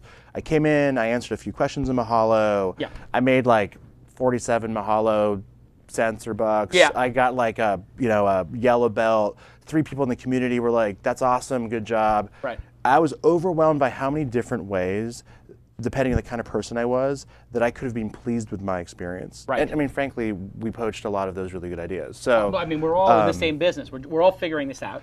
My point, we are figuring this out. My point, though, is that crowdsourcing businesses are learning that you can't have a singular motivation system. It's not single. Right? It's exactly right. You have to have multidimensional, and people, I think, change at different points in their life. They like different motivations. Right. So when you start, you may not care. We find a very specific profile. People say, "Oh my God, I can make money answering questions. I do that on Yahoo Answers, but I don't make money." Yeah. Or I make edits on Wikipedia and I don't make money. Or I work for eHow and they pay terrible. Or associated content. Yeah. Let me try this. They come in and they go, "Oh, this is fun and whatever." But they forget about the money and the virtual currency and they go, "Oh, I found some nice people to affiliate with." Or I felt good about my achievements. I got my belt, I got my points, I unlocked features. And then they move on and they say, you know what, now I'm into altruistic stuff. So we have a whole group doing Mahalo Kiva, and we're launching the Mahalo store next week where you can donate your earnings to charity. We've had the same users be interested in owning a specific page, having the most best answers in this category. You know, they want all the best answers in Corvette. But now I want to own the Corvette page. Now I want to give money to Haiti. And if you can get them on all those things and fire on all cylinders. So in your business, what are those things that you fire on? They want to make money. So they want to be the best person in the system. They want to please people. What? So a lot of those things. What's interesting about our model is I think we're one of the few crowdsourcing, we call it expert sourcing businesses, where on expert sourcing, I like that. Yeah, where on any advertising campaign, there are multiple winners. So most crowdsourcing businesses have sort of a, let me put out a brief and I'll get one response and I'll pay that one person. And that works in a number of contexts, but what I love is on a campaign where 25 people are working on one advertiser's campaign, probably 22 of them are making money. The best person is probably making 50% of the money, and then 25%. It's a very smooth long tail. But then you can go work on other campaigns, and every campaign, the top person is a different person. The game starts over. It's a new chess match. It is, and what's interesting is that depending on the campaign type, different optimizers, paid search experts, end up being the best. It's not about when you join the campaign, it's about maybe your familiarity with the subject. So sure, I'm a travel expert. I know the keywords people who want to travel. I'm going to win this one, but when we get to gadgets, I may not do as well. Exactly. So the obvious motivation in Trada is to make money, right? And you know, I just cut checks for March, and we're paying people in the thousands of dollars now. So thousands of dollars a month. Right. So this is a ours real Mahalo, hundreds to low thousands. Yeah. You know, it's real not money. Everybody thousands. Not everybody, but the top hundreds to thousands. They can pay a real mortgage money. payment. They can pay for the car payment. Almost a full-time job, or clearly a full-time job. The top people. I would say in Half a 6 job? months we will have 1-2% of our market will be their full-time job. And what's interesting is that the number one type of paid search expert we have is someone who was doing freelance paid search consulting. Two guys, 2 gals, and a dog, and they found themselves spending 80% of their time selling and marketing, building reports, and doing billing and collections. All the stuff that sucks. So when you look at their hourly rate, which is maybe $100, $150 an hour, and then you come and you basically take that and translate just the paid search work part of it. Right. You go into Trada, the customers are already there. Right. They go and they No do the paid search reporting. work. An average person in our system makes $36 an hour, right? But that's $36 an hour of dedicated paid search work. So it's really 4x that if you're only spending 25% on the other side. So money is the number one. We added a point system and a point store. So when you get a conversion or a sale, you get extra points, or when you answer a survey, we kind of use them to find out information. We're just adding sort of profiles with relative achievement badges. Nice. There's something that we have in our system which is called a hat trick. This happens very rarely in paid search. It's where you get one impression of an ad. It's only shown to one person, one click, and a sale. We call this a hat trick. It's only happened. It's like splitting the arrow. Robin Hood splits the arrow. It's like splitting the arrow. That's exactly right. That should be the badge, is the arrow splitting. Yeah, Perfect. because you hit the target. Yeah. And then you hit the target and the arrow before it. Yeah. And so we've run. We're in the millions of billions of impressions, millions of clicks, and thousands and thousands of sales. Kind of general scope of things, and that has happened 5 times. Wow. So to get a hat trick, badge is a real accolade. We added in community moderators recently. We have 3 awesome community moderators. They get something. They get to say they're community moderators. Right. Recognition. We tell them about features that we're launching a little bit early. They're involved early inside on. Information. Inside access. information. We access, found that too. I created, the way I did that at Mahalo was I created a special email list. And I called a group of people my mavens. And I said, you guys are my mavens. I'm going to show you stuff early. Yep. Holy cow, does that make the world a difference to people? Yep. I love it. I mean, it's one of the reasons I love angel investing in companies is because I wind up becoming a maven in that company, and they'll show me something early. Gowalla will show me an early thing, or Jibe, or somebody will say, like, hey, try this extra feature. It's new. What do you think? It's awesome, Yeah. So we're trying to do a lot more of that. We also, early on, we set up a Ning community next to our app. We would like at some point in time to integrate the two together, just because being social, what's interesting is you have to own the social, the whole footprint has to be yours. Well, I agree. We did this very specific thing when we started the company where we brought in paid search experts, about 10 at a time. We had them work with us for 6 weeks. They came to our office for 2 hours every week. They committed to this. We didn't pay them anything.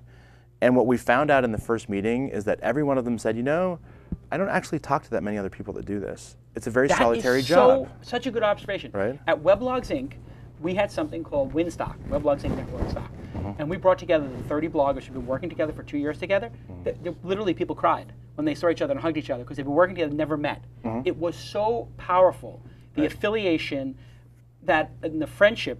And I think that this is one of the most underrated drivers. So we have a thing at Mahalo now where we put people in IRC room, the top 20 page builders. We pay them some money for being in the chat room and doing stuff. Call it Go Team.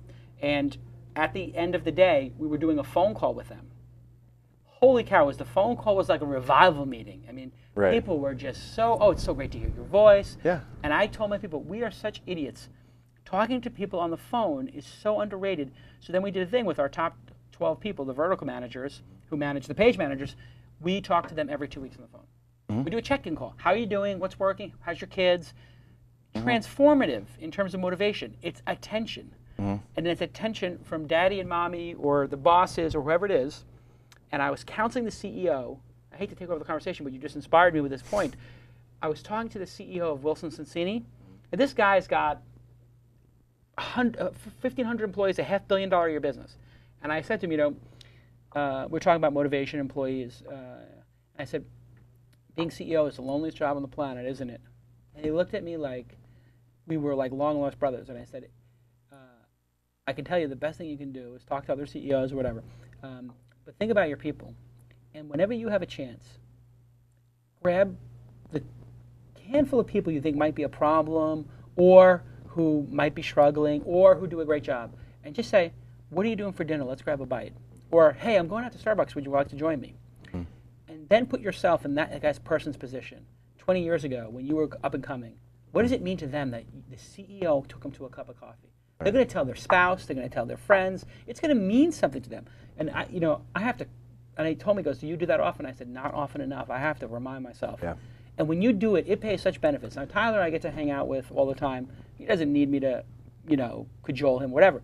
But Tyler actually goes out, and this is his job in the company, is building the culture, et cetera. How often do you take people out for coffee in the company? We have enough people where we rotate daily on the Starbucks meeting.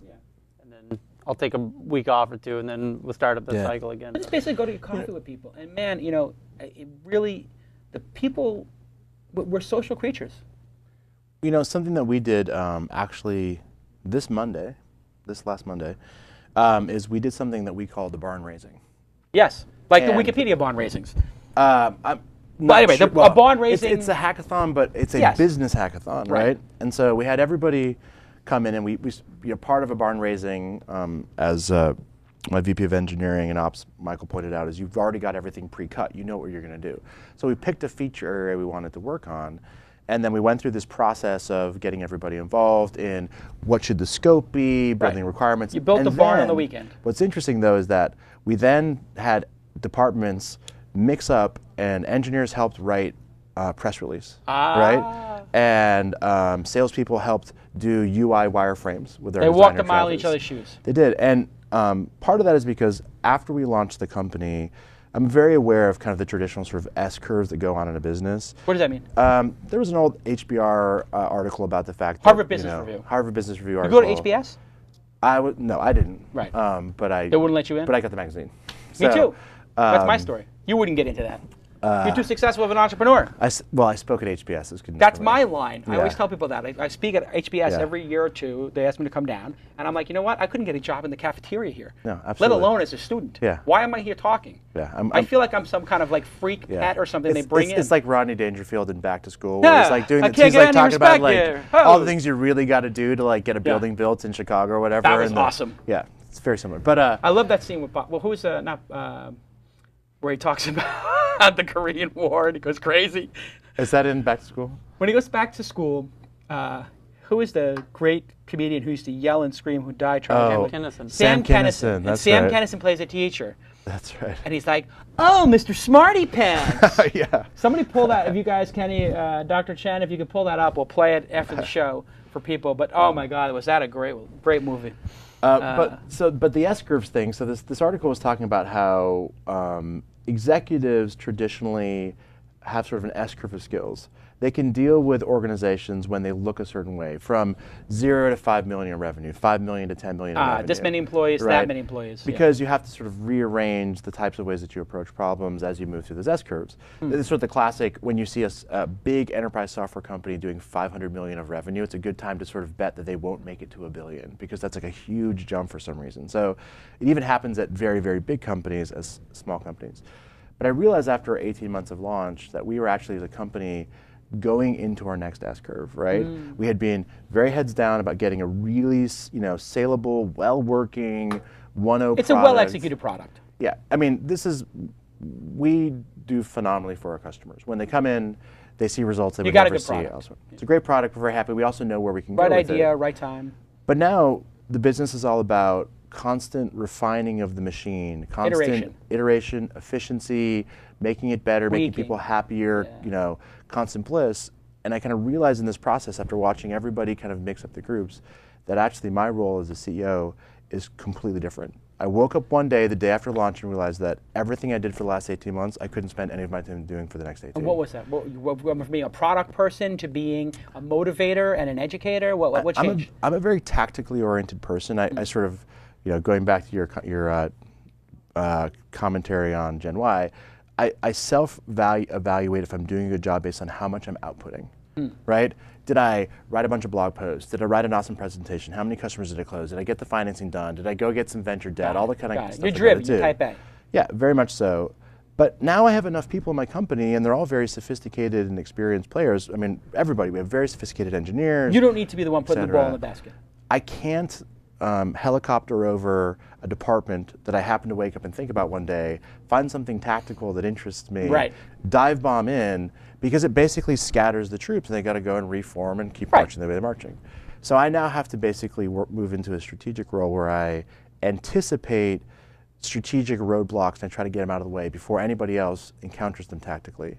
That's actually a completely different way to spend your day. So, for example, I was reading and responding to blog posts and Twitter feeds and stuff the other day, and to me that feels like hooky, right? It feels like I'm taking the day off, and I'm like, and I realized like this is actually exactly what I should be doing. Yeah. Right. Coming here to Santa Monica, lovely Santa Monica, the brand. Felt like a day off to me. Right. Right. It's critical though. Now people, how many 75,000 people can hear about the company. They're going to hear about you. They understand what you're doing. Get a little inspired. Right. It's critical. But this is my gig now, and for 18 months it'll be my gig, and then we'll hit the end of that S curve. Right. And then you have to maybe drill down again. And I'll have to go figure out who do we buy, right? What major product areas are going to keep us from flames, big money, whatever. Yeah. How do I crowdsource 3 other areas right next to this one that would be complementary, whatever the next level is. Yeah, so it's interesting. It's funny waking up one day after being so focused and realizing, I read this great book before I started Trada called "What Got You Here Won't Get You There." Yeah, it was about, even if you've had successes, taking a look at the reasons that you were what you were successful despite. Yes, I was successful despite the fact that I was a bit authoritarian in my management approach. I was successful despite the fact that I didn't really work that hard. Right. And realizing those things, if you go to try to do it again, you don't just assume. So being a dictator and being in the right place at the right time does not mean Trada succeeds. Not that I was that, but a little bit maybe. Well, I'll give you a good example. So at Service Metrics, the first company I built, I was young. I started the company when I was 22. My partner Tom Higley and I, we would go to New York, and we would he was maybe 40 at the time.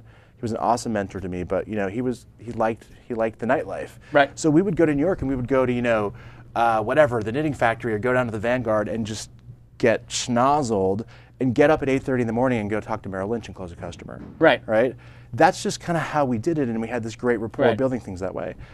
I can't do that now. No. Because it introduces too much risk for certain types of personalities in a business to have confidence in the way things are being run. Right. And so I just have to give that up. Yeah. Or I do it in my own way on the weekends or whatever the case may be. And there was nothing wrong with that. Tom and I, we had great success with the company. Different strategies work at different times in history. Back then, you could be a young kid, like you said, it was a different moment in history, and you could say, you go in and tell a bunch of adults, like, this is what you got to do, you don't know what you're talking about, and they'd be like, oh, great, here's a check. You're young, and you know what the internet is, here's $1 million. Now you do that, they're like, well, I'm very sophisticated, I've been doing search engine marketing for 15 years, who the hell is this guy? Telling me how to do it better. You have to be persuasive now. You're not dealing with schmucks. Well, you have to also enroll expertise in your business. right?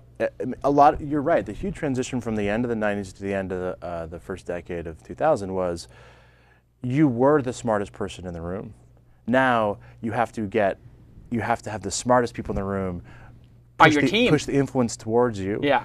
Through Twitter, through blogs, right? Because they're on your Get team, attention. because they're investors in you, right? So, for example, 2 of our angel investors are the guys that started Performix, which is one of the 3 biggest affiliate companies. So, Stuart Larkins and Jamie Krathamiel. So, just having them in our sphere said to people that had experienced that business model before, like, oh, they think it's they think this is good enough, I should pay attention. Right. It's attention. Hugely important to us. And you could have gotten any kind of funding sources. So the angels then become critical because they are a signal to the market that this is important and you should pay attention to it.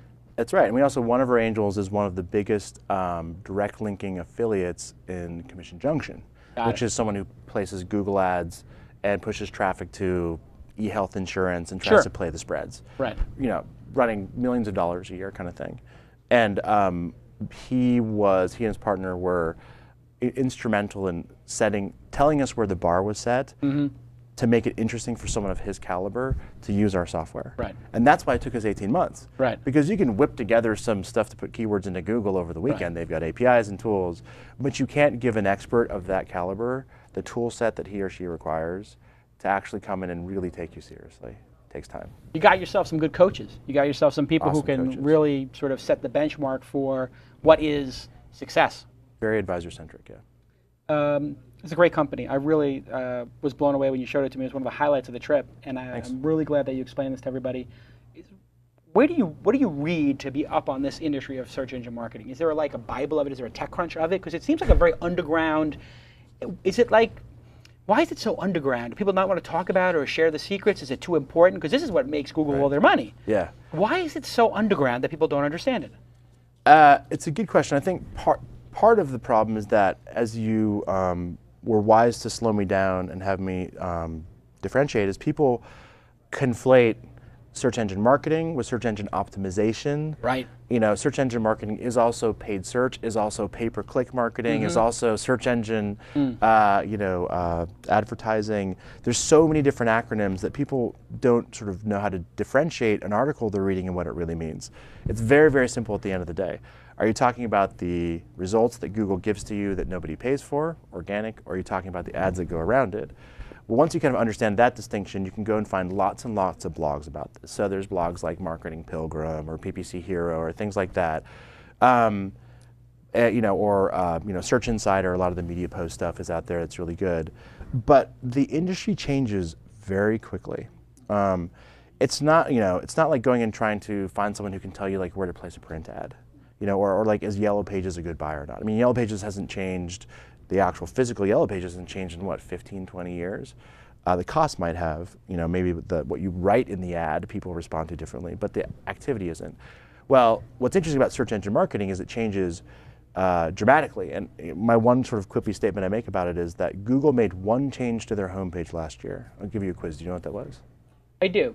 They increased the size of the box. Oh. And do you know why they increased the size of the box? Because the number of keywords that people are searching for has increased by a word. So I did not actually tell him this beforehand. No, I know. So I'm you're up on this. Smart guy. So so if you think about what that means is that people now type who sells Blackberries online. Right. You and I 6 years ago would BlackBerry. type BlackBerry or BlackBerry deals Sales. or something. Whatever. BlackBerry store. So BlackBerry think about now, based on the description I gave of paid search, you now have to go and enter into Google into the auction for who sells Blackberries online. It's a magnitude of complexity. 3 months, the industry shifts. You've got product ads, you've got retargeting that's going on now, whatever.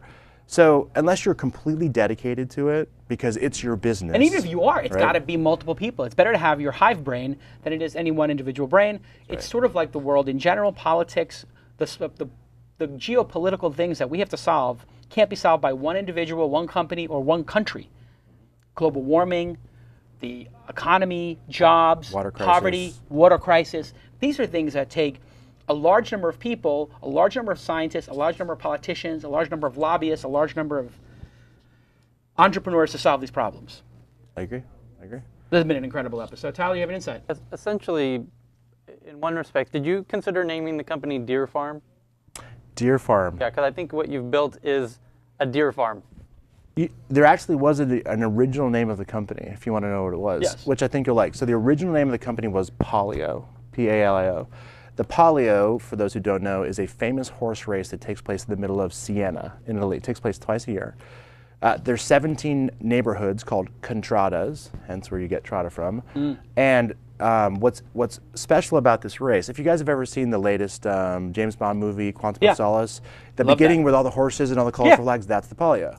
Right? So what's important about this race, though, is you don't know the horse you're riding until you show up that morning. Whoa. I thought it was a really cool metaphor for a marketplace of paid search experts. I don't know who is going to be the best in my campaign. So, which is maybe similar to your thoughts about a deer farm. Deer farm is something that produces a lot of dough and attracts big bucks.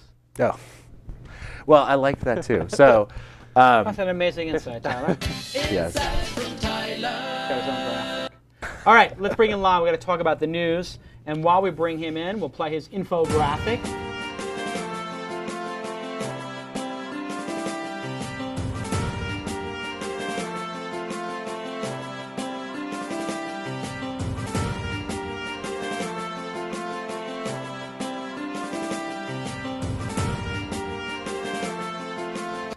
Lon is here. We can stop playing his new song. How you doing, Lonnie? I could listen to it all day. I know you can. He does. I do. Every I sit time at he my walks, desk. sits there and just.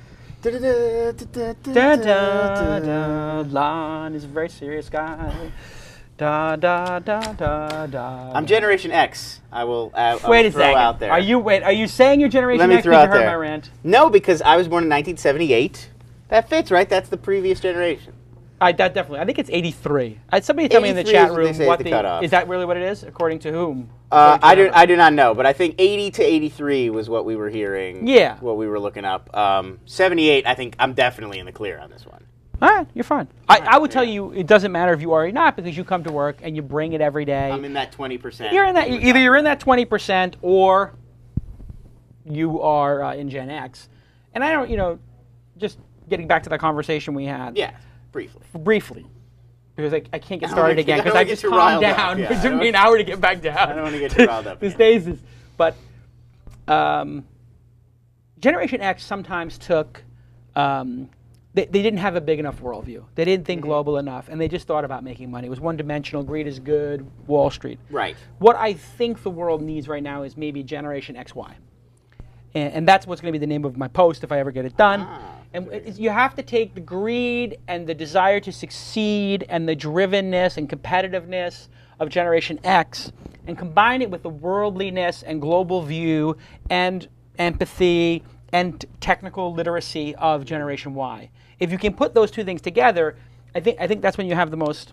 Which would be their kids, the Generation Y's kids. Maybe. If you're a 40-year-old and you marry a 25-year-old, you'll have Generation XY kid, or Well, I have a theory as to why people who grew up in, because we're talking about people who grew up in the 70s and 80s, like myself and you, right? Versus people who grew up in the 90s. And I think is your little brother Gen Y, or is he? He's 82, so he's right. So he's there Gen on Y the border. probably. He's right there on the border. But I think that but he also grew up in the 80s. Right. And if you grew up in the 70s and 80s, there was a tremendous feeling that the world was messed up. Yes. That it's acid rain. There's nuclear medical Holocaust. Waste. There's Cold War. Russians are going to get us. Gingivitis was as bad as it's been in the 20th century. I mean, there was just this feeling, and that's why like Reagan had all that, like it's morning again in America, like we want to renew. Right. If you grew up in the 90s, everything was pretty good. Like it's there pretty were lush. Wars, but the economy was booming. Technology was booming. The wars were like very ephemeral. Like you would have sent some drones over here, Black Hawk down. And the biggest news stories were sex scandals and like .com millionaires and private planes and all that. And I think that if you grow up in that atmosphere, there's a feeling that none of it really matters. Everything's going to work out. Champagne and roses. Good. It doesn't really. And you see that a lot in politics when you talk to younger people, and they'd be like, "Who are you going to vote for president?" Oh, it doesn't matter who's president. It doesn't matter who you elect. Everything always turns out the same anyway. And that mentality, when you get into the workforce, becomes, well, I don't really need to work, whether I work hard or not. Doesn't matter. Doesn't matter. Company will turn out okay. The economy will be fine. I'll get another job. And I think I've seen that here at Mahalo, and I think I've seen it at a larger cultural sense as well. There's a feeling if you grow up in an era of such prosperity, you feel like it's just the way it is. It's always going to be that way. Right, until you get fired. Right. Well, the world is not that way at all. Yeah, at all. that's We've the problem. seen in the last 4 or 5 years. Well, we've seen since the economic crisis that Yeah. things can get very bad. The bottom can just drop out below Right. you. Yeah. And those jobs may not come back. We may be at 10% unemployment for a decade. Right. Or more, yeah. One of my big gripes in this one is the definition of being an entrepreneur has changed dramatically from the 90s to the 2000s. When people said in 1993, I want to be an entrepreneur, they meant what we're talking about. Right. Like that you give up everything and you sacrifice everything and you fly anywhere you need to fly and you work any hours you need to work, and that's just the sort of social contract that you have with the world to be able to call yourself an entrepreneur. It's like a lifestyle. Yeah. You're choosing that as It is a life. It is a life. And now I think when people say I want to be an entrepreneur, and I have talked to a lot of people about this because when I hear this I can pick it up very quickly. What they're talking about is the lifestyle of, I think your last guest said they like the game, right? Like, oh, I think it would be fun to go play this game of business. Yes. The two things, they have nothing to do with each other. Right. And you can tell someone who says, I want to be an entrepreneur because they want to be an entrepreneur, not because they want to build something of value for a customer, right? Like, if they don't ever mention the value they're building for a customer in their explanation of why they want to be an entrepreneur, then they are the Gen Y that you're talking about, the bad kind of Gen Y entrepreneur. They want to wear they want to wear the gladiator outfit. They don't actually want to fight. Look at how many people's Twitter bylines, when you go and take a look at them, are entrepreneur, comma, whatever. Yeah. Or they say like founder of, and then their personal website or something. Founder of I love that one. TylerCrowley.com. I'm the founder of Crushed by Inertia. I'm the founder of Big News. Right. No, but for real, on Twitter you really do see that, where people will say founder of what, and you go, oh, what's that? And you click, and it's like their blog, and like you're not a founder. You started a blog. Unless you invented Blogger, you're not the founder of that. Yeah, I'm sorry. Yes, I found it. It would be great if somebody's like, I'm the founder of Twitter.com/Jason. Yeah. I just circled back to you. I'm the founder. Circles back to your Twitter account. And so I think a lot of that is people don't want to work for other people. They don't want to work hard. And entrepreneur seems like it's like that. It's like a way around. It's the lifestyle, it's the a freedom. real job, and people respect you. Entrepreneur is the new self-employed, right? I mean, in the 80s, you would just say, I'm self-employed. Yeah, fun-employed. freelancer. Yeah, I'm a freelancer. You know what's working for people? Before you get into that, the word that I was referring to in Japanese, the whole generation of Japanese that decided not to join the salaryman leagues, it was based off, the word in Japanese is based off of freelancer. And it was this whole generation that did freelance work. It became a huge national problem, where they had to pass laws about it and everything else.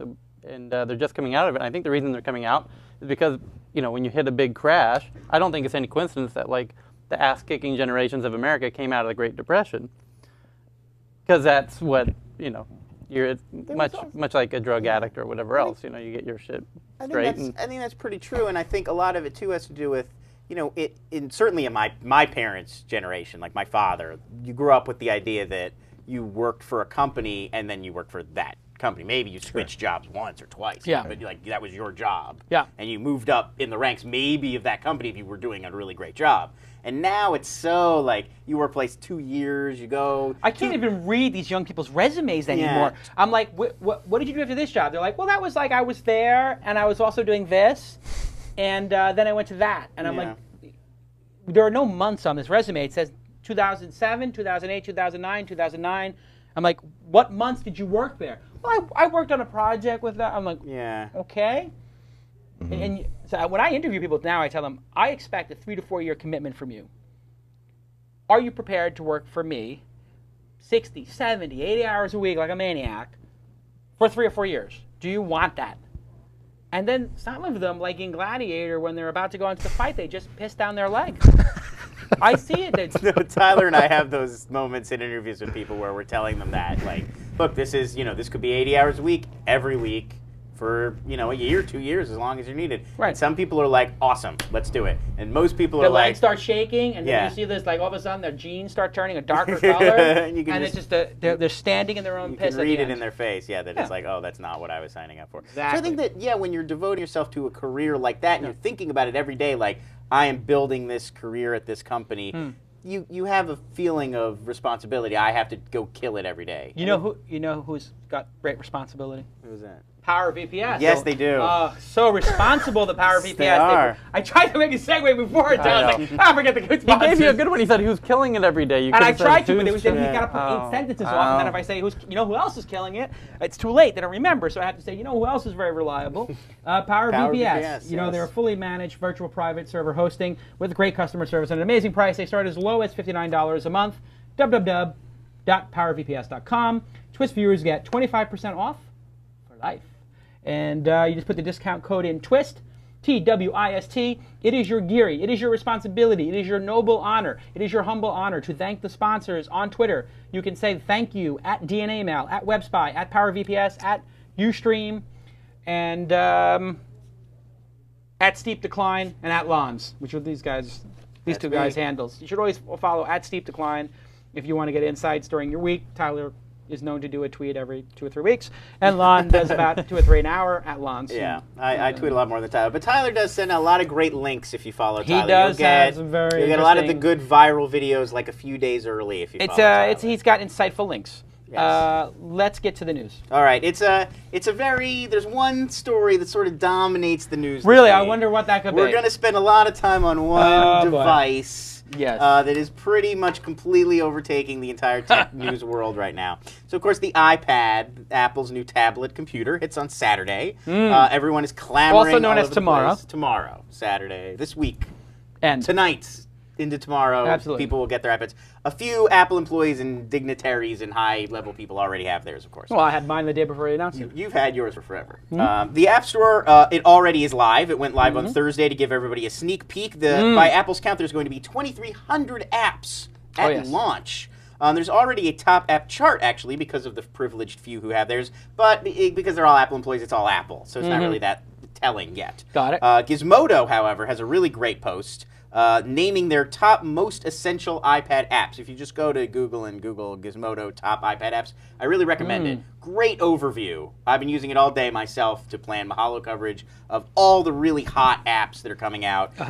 It's Netflix, which is free and lets you stream thousands of movies and shows over Wi-Fi, which is like an amazing thing. Marvel Comics has a comic book reader. There's games like Mirror's Edge and Civilization Revolution. New York Times, Wall Street Journal, NPR already have theirs out. It's a very long list. So what do you think most people are going to have as their primary iPad use? Like, which brand of app do you think is going to be the breakaway that is the essential app? Last night I had dinner with Brian Alfie, my partner on Weblogs Inc., who's now doing CrowdFusion, and he's got an incredible client that I can't say the name of. Right, isn't that what they're here to announce? They've got a huge client, and they're cutting them over. When it comes out, it's going to be a very big deal. So I won't say it, but he had his 3 kids over the house, and boy, was that... I love my daughter, but I'm not having 3 kids. I'll tell you that, Ready man. for 2 more? Oh boy, wow! I think all of a sudden he told me you're outnumbered, and when you get 3, you're outnumbered, and it's over. 2 you can handle because you separate, divide, and conquer. 3, it's over. That's it. Anyway, one-on-one design. When he when he wanted to calm the situation down, what did he do? 2 iPad touches, boom. These kids, it was like they took a shot of Demerol. They were just like. It was unbelievable. Wow. They looked like Lindsay Lohan coming out of Villa at 1 in the morning. Right. These kids were. I mean, it was unbelievable. So I have to, and it was because they're playing casual games. Right. So Very addictive. Yes, and I know from playing Bejeweled like a maniac that I am addicted. And I'm going to be 40 years old in November. I'm addicted to playing Bejeweled. I feel like I'm an idiot. I'm playing this game for like 10 minutes a day, 15 minutes a day when I'm online at the Starbucks or whatever. So long and short of it, casual games, video games are going to be epic on this thing. The number 2 thing that people are going to use it for is consumption of news and video. Right. I don't know which one of those is going to be better. People generally consume more news than video. The network will suck. So since the network's going to suck, I think video is going to suck. So I don't think Netflix is going to work unless you're on Wi-Fi. If you're on Wi-Fi, it only works on Wi-Fi. Netflix won't even work over 3G. Well, it will work if I have my Sprint 4G router. Yes. And I hook it up to, which is what I'm doing. I ordered an iPad, but the huge waste of it is that for creative applications, it would have been a home run if they put a camera on it for video conferencing, Skype video, all these other things. It would have been this wonderful device, recording video, taking pictures. There's no reason why I couldn't have held it like this and taken pictures and shot video with it. Yeah. And so that whole class of applications is going to be turned off until next year when he releases the next version with those things in, and we'll throw away this year's in classic evil Steve Jobs thing. So I'm going to go games, text, and video. What do you think? I'm like the only naysayer in the world. I think it's going to be not that big of a deal. No, I'm sort of with you on that, and Which actually is the leads question into you our were asking, right? leads into our next story quite perfectly. But yeah, I don't as a sort of person who. But of people who do have it, what do you think? Yeah. Sure, of people that do have it, I think video streaming for sure. You know, I think people are used to watching Hulu on their laptops and being able to take that over the couch and make it a and little bit more ABC comfortable. actually also is going to have a really amazing app where you can watch like whole episodes of all their shows. You know, right there. Yeah. Hey, Tyler, Just you getting one or not? don't know yet. I want to play You're with it. kind of cheap. I am, as far as gadgets go. You get paid a lot of money. Why are you so cheap? I don't know. I don't like No, buying. seriously, how long did you not have the iPhone 3G? A year. You have it now, though. Yeah. You'll actually wait until. I don't have the 3GS though. This makes no sense, Tyler. So you're not going to buy an iPad for a year. You wait to version 2. No. I want to actually play with it first before I decide if I want to get it or not. I just don't know that the Starbucks element. I don't know that anyone's going to play with it at Starbucks. That's what I want to know. You know what I mean? That's your test. I'll be interested the first time I see somebody standing around in public. You're going to look like a big dork thing. standing with that thing. Yeah, you really If are. you have it, you're sitting down. Please do not. This is a message. Yeah. This is a. Let me cut this. A message to Apple fanboys and girls. Do not stand and walk with an iPad. You're going to get hurt. You're going to look like an idiot. The segue of mobile devices. It's going to be the segue of mobile devices. If you're using an iPad, the only proper way to do it is when you're sitting. Or on a Segway. Or on a Segway in Steve Double Wozniak's whammy, case. double Steve whammy. Wozniak's case. On his iPad. All right, next story. Let's keep it moving. Next story, it's perfect segue into the next iPad story. The New York Times ran a piece today asking whether or not a mainstream audience is actually going to be willing to shell out this much money for a device that they think their estimation is it's a bit hard to grasp. For a non-technical crowd, like what is this thing exactly? What's the hook? Guy Kawasaki is actually quoted in the article as saying, you can't make a phone call with it, you can't take a picture with it, and you have to buy content that before now you were not willing to pay for. That seems tough to me. So it's estimated Apple's going to spend $515 million advertising the iPad this year. Basically, is it going to work? Does this have mainstream appeal, or is it just a fun toy for geeks? This is the unknown. None of these products have ever worked. A tablet has never worked. Bill Gates was obsessed with a tablet for a long time. The tablet had many more features than this one. The tablet was much more complicated than this one. This product does not have a camera, which is a non-starter for a lot of people. And a strange choice, a very strange choice to not put the camera. I get the all cost, the other stuff, but the cost is absurd. $600, $700, $800 plus another fee. It's right now it's a toy for rich people. Or affluent people, because it doesn't replace a laptop and it doesn't replace an iPhone. So I have a MacBook Air, I have an iPhone, I have a BlackBerry. It replaces none of those. So now I've got a fourth device to carry with me. I have device fatigue. So because it doesn't replace, and Walt Mossberg was pretty clear about this, it will not replace your laptop. It might for a short trip if you're going to read stuff, but if you're an email person, the keyboard is not going to really work for you. It's not going to, if you do spreadsheets or word processing or any of that stuff, it's a non-starter. It's not going to work. So because they crippled it, I don't think it can become a mass device. But I think his strategy is what he always does. He releases it, and then he adds the 5 things that will make it a mass product. It will be a mass product eventually.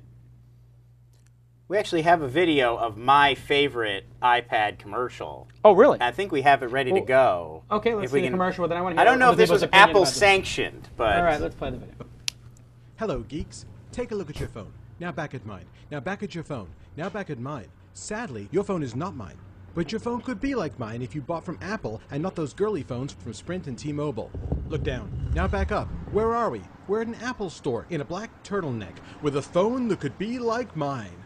What's in your hand? Now back at me. It's an icon for that app you love. Look again. That icon has become an iPad. That's right. It's an iPhone that's twice as big.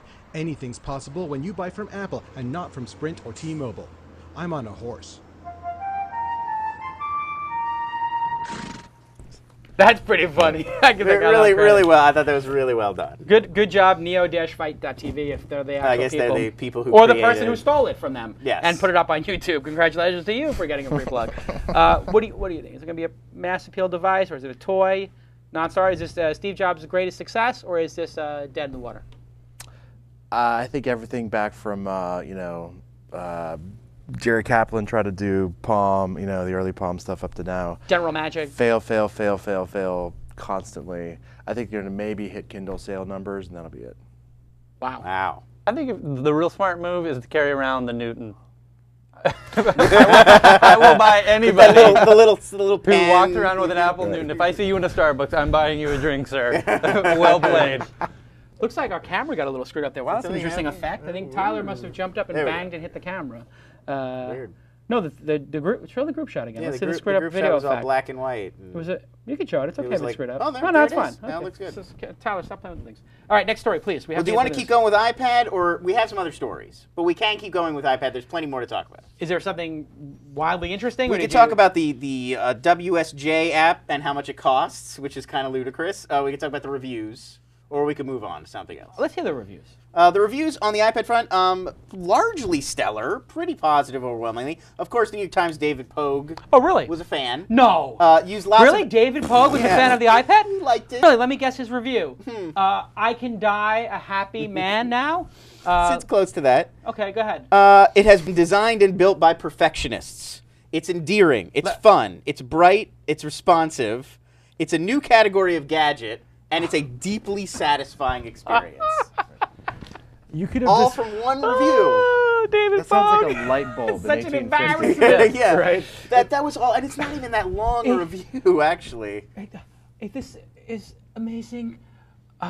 My life is complete. There'll be no more war. There'll be peace throughout the galaxy. No more starvation and hunger, too. Imagine all the people. iPad for Africa. There's a plan there. David Pogue is an embarrassment to himself, the New York Times, and any tech journalist in the history of tech journalism. I checked the He date is an that it was April utter 2nd, embarrassment. Well, just every time. It's so like Every clockwork. time. Never trashes it. Did he happen to mention no USB port? Did he happen to mention no camera? Did he happen to mention you can't replace the battery? Did he happen to mention? You know what? The one downside he mentioned is it's a fingerprint magnet. That's what he said. Like it gets really? dirty easily. Your fingerprints get all over. Heaven forbid you scratch the screen. You can get a little sealant on the top, but now Steve Jobs supposedly has said he won't sell those covers for the iPad. Oh, really? Yeah, I think he's banned them because somebody looked that up in the chat room. I heard that he's banning from the Apple stores the things that glaze Those over the plastic iPhone. Any covers, plastic yeah. covers, he doesn't want to do it. But I mean, how does the New York Times get taken seriously anymore when they put this clown's love letters to Apple? It's unbelievable. He is so incompetent, and it's such an embarrassment. Yeah, it was just.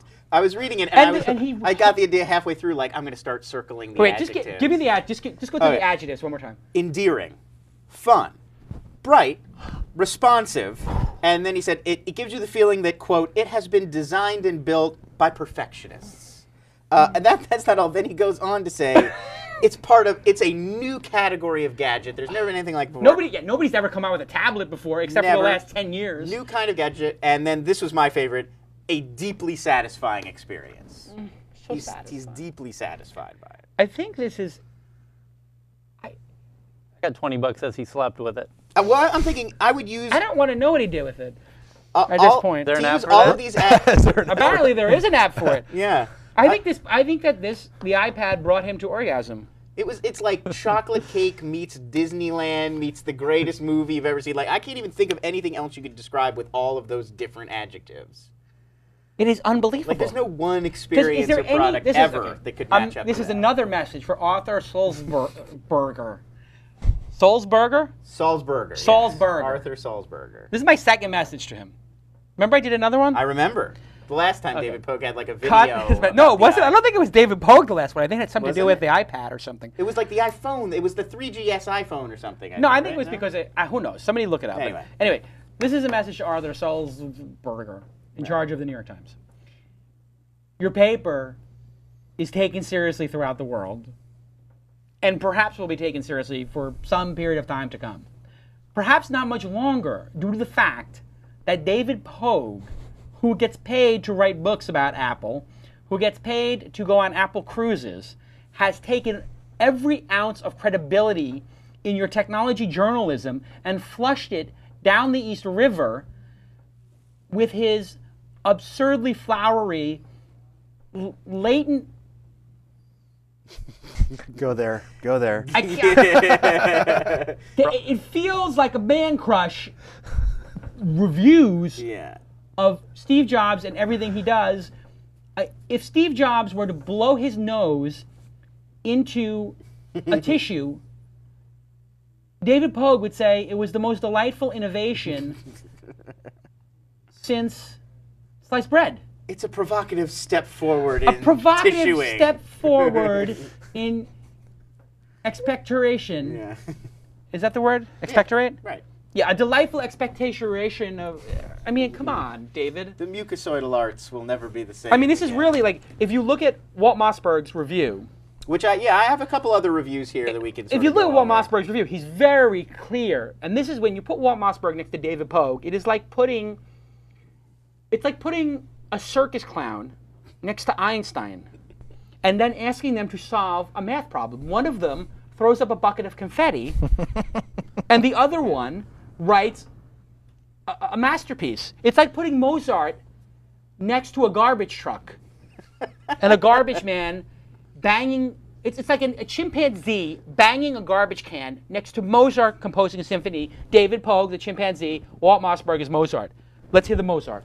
Mossberg said, you know, he thinks it's close to being a laptop killer. It's not a laptop killer. Right. He says it's close, and that it is an advance in making more sophisticated computing possible via a simple touch interface. Those are true statements. That's what That he is thought, credible that because it's, yeah.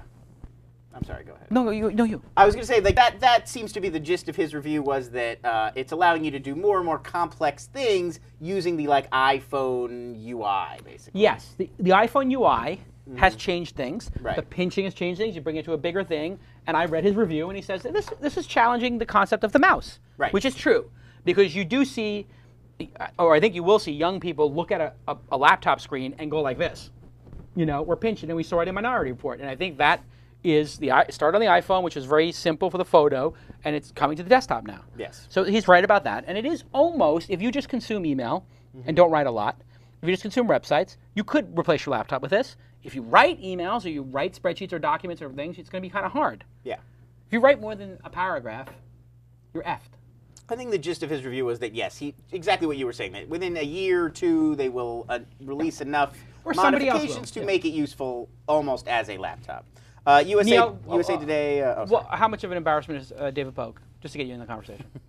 No, it's like, I make based it on covered in the New York Times. your review. No, what do you think of that? Did he like scratch your bumper or something? No, I mean, he I didn't don't scratch know. the Tesla. But you know, like if anyway, you have to admit. I mean, you're talking about really night and day between these two journalists.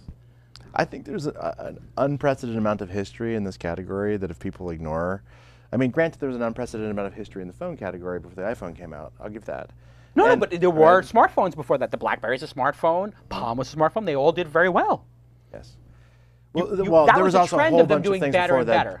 that didn't do very well. The iPhone was Okay. a pretty big step forward. I give them that. Of course. Right. I mean, the argument that could be made that Walt Mossberg just made, the thing that came to my mind is Google Apps. Right. Mm-hmm. The first time you use Google Apps, you're like, I could basically write a blog on this, and that's about it.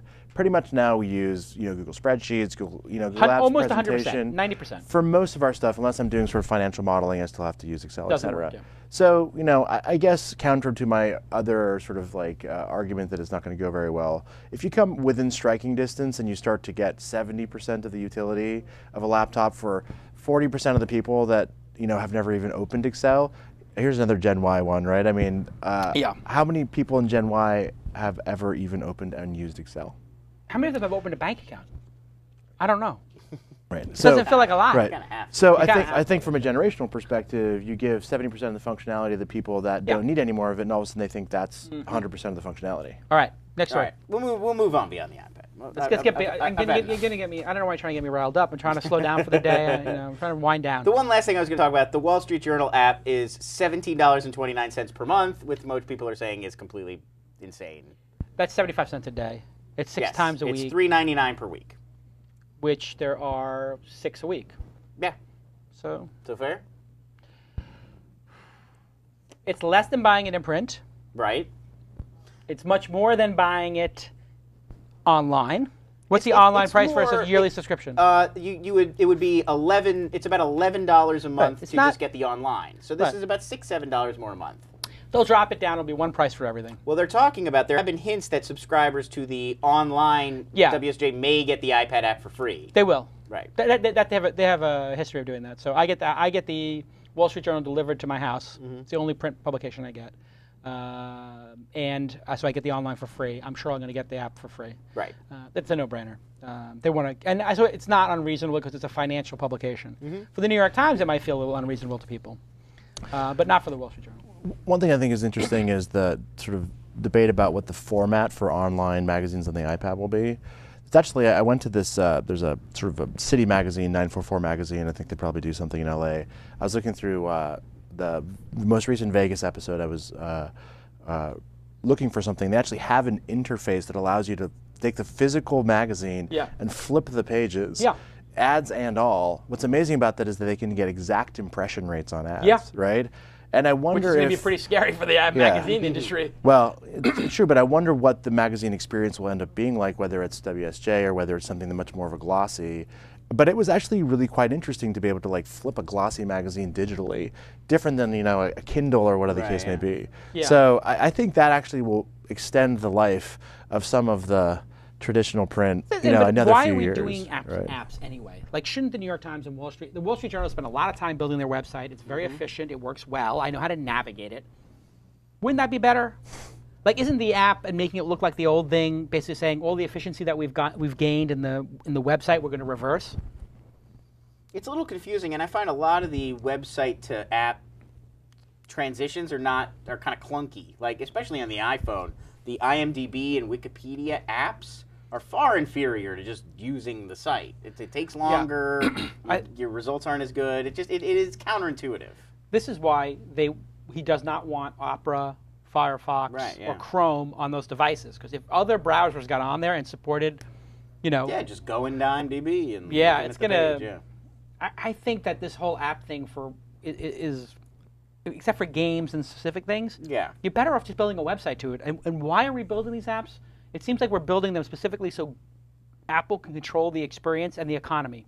I mean, I hate to be a cynic that Apple would do something for their own interests, but the time, the productivity and time of designing apps it's for a waste. Sites that already exist. It should really. I mean, we spent all these years building the open internet. Let's support the open internet, not Steve Jobs' own little, power play to take over the planet.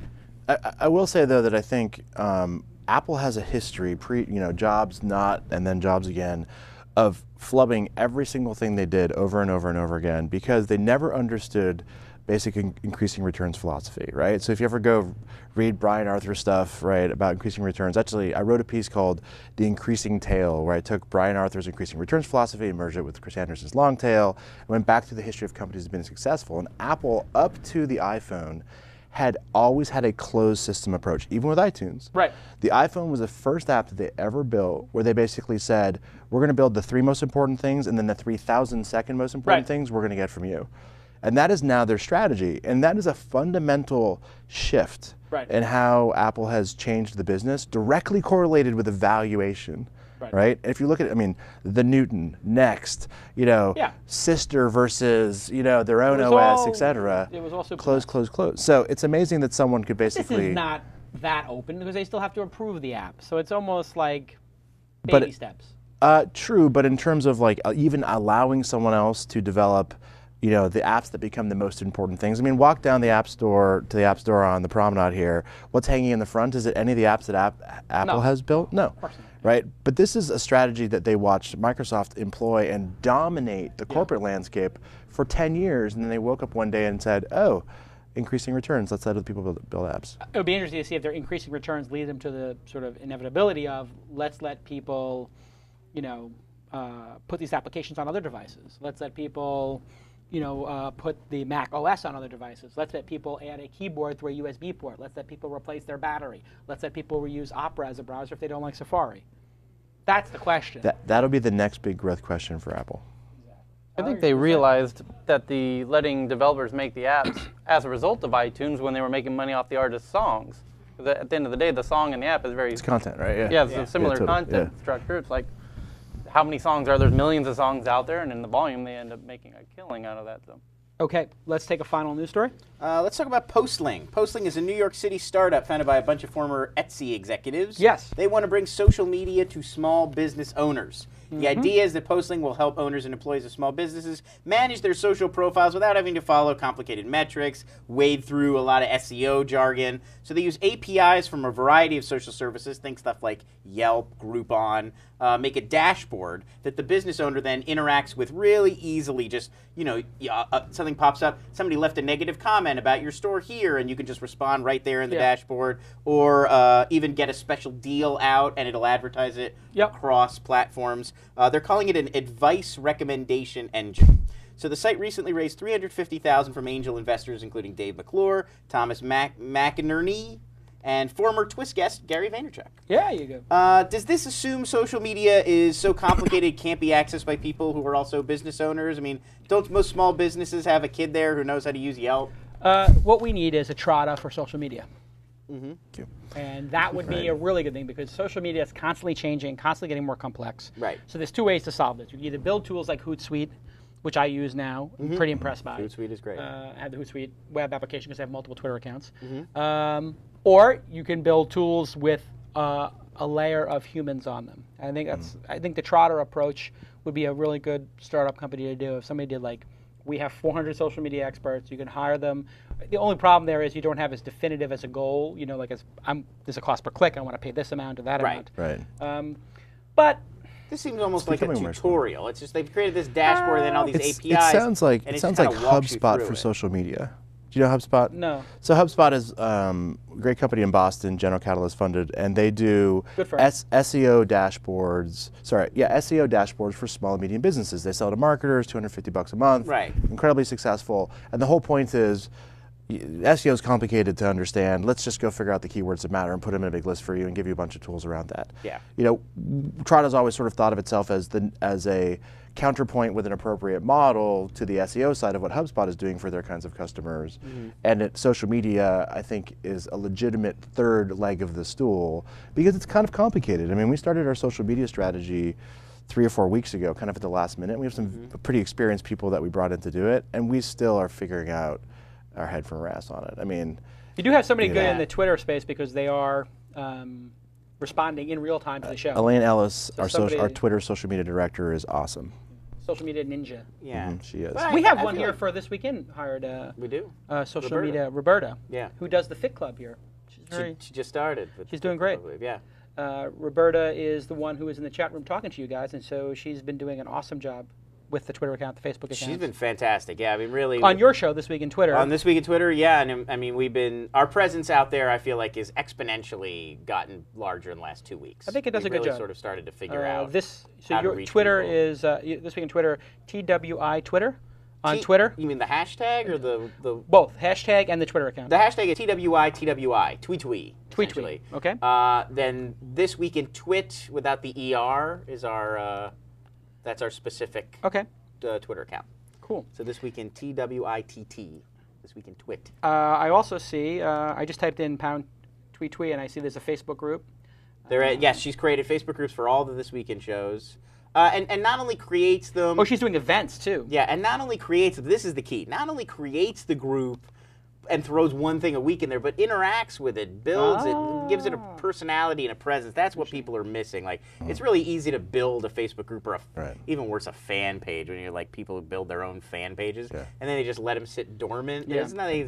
It's almost an insult to the people you want to follow you. Which is sort of your point about the difference maybe between SEO, which is very analytical, and social media, in the sense that you then got to have a smart expert in there that knows how to respond to that. So can I tell this one Twitter story which I thought was awesome? So I wrote a blog post that gets re-syndicated through the Enterprise of Regulars, which is a blogging group that I'm a part of. And in it, I was talking about sort of stealth mode or not stealth mode, and I mentioned sort of as an aside that we had set up Zendesk. And we use Zendesk for all of our internal ticketing. It's a great application. And I went off in a little parenthetical rant about a report that they didn't have that I thought was really fundamental to trying to do ticketing. And that afternoon, the CEO of Zendesk, Mikkel Svane, I think is his name, tweeted out, getting some love from Trada and also getting some beef, and actually linked to my article. Mm-hmm. That totally shocked me. I actually wrote a blog post about it last night. I went home and was like, oh, the new world of transparency. The fact that the CEO would point his readers to something that had both positive and, it wasn't negative, it wasn't like this is horrible, it was like, you guys need this report, it's basic, right? Yeah.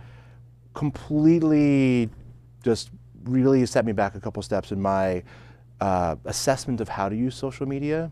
And so this is the full circle point, which is, okay, you own a boutique jewelry store down the road and someone tweets like went by and they're in love with jade and they'll make anything in opal.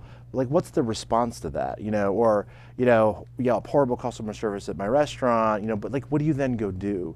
And that expertise gap in social media is super critical because you can fumble the ball very easily in social media. That's true, although I would respond that it's not really that different. If you're a retail store, you get that kind of flack all the time. Like, as somebody who worked in retail for many years, like, if you work in a retail store, there is almost no chance in a given day somebody's not going to come in and be like, this sucks, I hate this, I want to return this, how dare you do this, why don't you have this? Right. And so the same skills you would use there, and maybe people don't understand this. They think yeah, but those things are not broadcast to the world. Right. They think, but so the same, you screw up. Right. But the strategies are still really the same. There's similar strategies, except if you make a mistake in a store and somebody's offended, it's over, generally. Yeah. If you make a mistake on Twitter, it's in the Wall Street Journal or New York Times. Right. And you're an idiot. And my point is only, there's not a lot of people in the world that would take that kind of approach that the CEO of Zendesk took, where he was like, I'm embracing this and I'm going to say, here's a balanced review, right? That's not a natural thing for people that have been running businesses, small businesses. Right. They want to contain. It's a containment default strategy. Social media is the opposite. It's about an exposure strategy because people are going to find out about it anyway, so you might as well lead the conversation. Oh, that's what I do. I engage all the haters in the chats because it's just like, oh, it's all more inbound links for Mahalo, more people talking about Mahalo, check it out. Yeah. And I know we're doing good stuff, so eventually what happens is the good stuff we do outweighs the criticism. A net. It's critical mass building. That's all it is critical mass building. Yeah. This has been a great episode. Thank you to Ustream, DNA Mail, WebSpy, and PowerVPS for sponsoring the show. You make all things possible, including these absurdly expensive cameras that we bought. Everybody thank the sponsors. If you're listening to the show and you're listening to it a year later, that's fine with me. Just say thank you at Ustream, thank you at DNA Mail, thank you at WebSpy, thank you at PowerVPS for being on the show. Everybody follow Trada. At Trada. At Trada. Trada. Everybody thank Neil for being on the show. You were a great guest. Thank you. Thank you for bringing it. Much. Tyler, we got an Insider 2 in. It was very well done. And you actually got here and we're in the studio. Yeah. Which is amazing. Great to be back on my high quality cam here. It would be great if we could work on the camera situation for Tyler. I think it might have been a little blurry today. I don't know. I know I got an email a couple weeks ago that the camera might have been a little blurry, so somebody should probably work on that. Lon, great job on This Week in Twitter. Thank you. The show is taking off. I heard you had 300 or 400 people concurrently watching. Yeah, we had about... Not quite my numbers, no, but still significant. We had about 350 at our peak today, which is a record for us to be watching live at the time, yeah. Thank you to Kenny Chen, Dr. Chen, as Kevin Pollack will call him. Thank you, Emily. And thank you, Roberta. Thank you. Sorry. You want to hear a crazy story? At 5:30 in the morning, the nanny comes running into our bedroom. There's somebody banging on the door. Oh, no. Oh, no, he's right. I get up. I say, wake Jade up. Get in the closet, get the baby, get in the thing. Yeah. I'm in my underwear. I run into I hear the doors banging. I see a flashlight looking in our bedroom window. Oh my God. I was like, whoa. I run to the kitchen. I get 2 huge knives. Wah! It's like Gladiator. The 2 knives. Two knives. Then you don't. No, trust me. 2 knives. I know how to use knives. I get on the wall. I'm looking out the window. I see somebody. I see them walk around the house. I got Jade on the phone with 911. Mm-hmm. People are crying. The whole thing it's on like Donkey Kong. Right. So I basically get behind the wall, and I'm ready for this person to come out from behind the wall, and I'm about to drive 2 knives into their stomach. Right. Yeah. Thank God the guy says, "It's ADT. Is anybody home?" He's got his gun halfway out of his holster because he must have heard me with the knives. Right. We have armed response at our house. Oh, so something triggered the alarm. The alarm wasn't on last night. I know that because I set the alarm. So when I woke up, I was like, oh my God, I didn't set the alarm. The one night I don't set the alarm, we get robbed. Yeah. So now I'm going crazy. I put the 2 knives down. I see the ADT guy because I'm in the house. I see him from another window. What happened? He's like, we got to report that the battery's dead on the ADT thing. 5:30 in the morning? I'm They like, can't fix the battery? 5:30 in the morning, you come for a battery alarm? He's like, well, we didn't know if the battery alarm was a thing. And I'm like, no problem. I was up here in terms of like adrenaline. Yeah. Like, literally, I came within 5 minutes of murdering somebody or getting shot. 5 minutes. If I had intercepted him at a different doorway, I might have just jumped on the guy and just. Yeah. I might have just gladiator.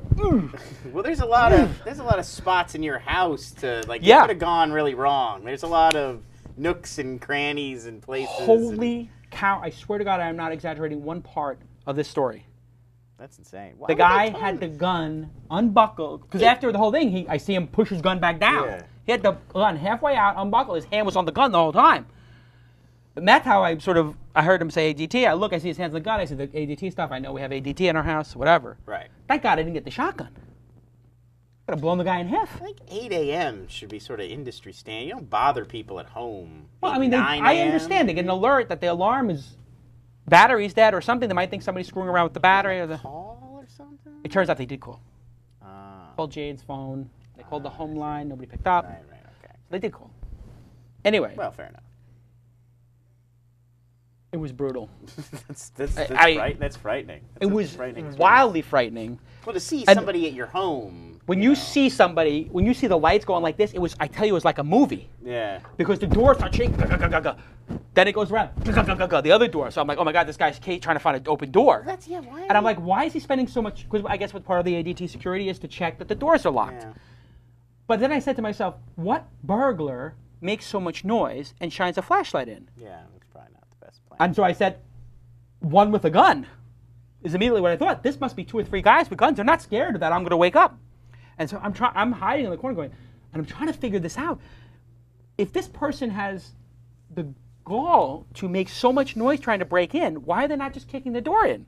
Right, and then just. And why are they flashing a flashlight in? And I'm trying to, all this disparate stuff. While I've only been awake for 5 minutes, I'm thinking about London, my poor daughter. I'm like, oh my God, my daughter's 4 months old, and this is it? Really? My whole life I've never had anything like happen. It was crazy. That is a crazy story. I don't know. So, Somebody brought the ring over April Fool's. It's not. It's so a true don't- story. So April 2nd. don't get a home alarm system. That's the, No, that's the get moral. a home alarm system. Do not stab the ADT guy. Don't stab the ADT guy in the stomach with 2 knives. Can you imagine, though, if you think about life and how fragile it is, can you imagine the ramifications of if either I was shot today, this morning, or I'd stabbed the guy, or both? Or if it had been real robbers? Man, Steve Jobs would have been so pissed. He was stolen all his thunder this morning. Yeah, no, in the news. The top story of TechCrunch would have been you really Jason have Calacanis to- stabs man. You'll have to think about these things on just how fragile life is. You know, like things could have gone terribly wrong. Whew, scary. You guys have a great weekend at 4 o'clock. Don't get robbed. Woo! Always keep knives handy. Keep Thanks your for knives joining handy. us.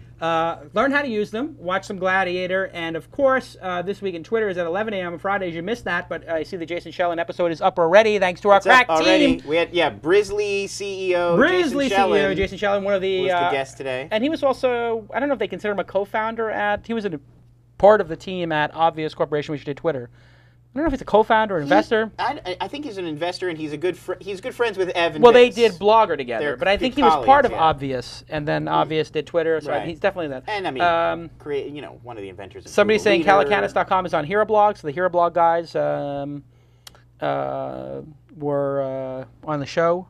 They're doing Calacanis.com. Congratulations, you got your yellow belt in Taekwondo. I did, yes, this week. This Week in Cloud Computing is 3 p.m. Wednesdays. Boy, that's doing well. Got sold out on the sponsorships. It's carrying the network right now. And, of course, This Week in Android starts in just 22 minutes. Thank God they put it on at 4. I would have been pushing them back. TWI Android. Big news, big news. Kevin Pollak is having Henry Winkler, the Fonz. Very nice. Another amazing guest.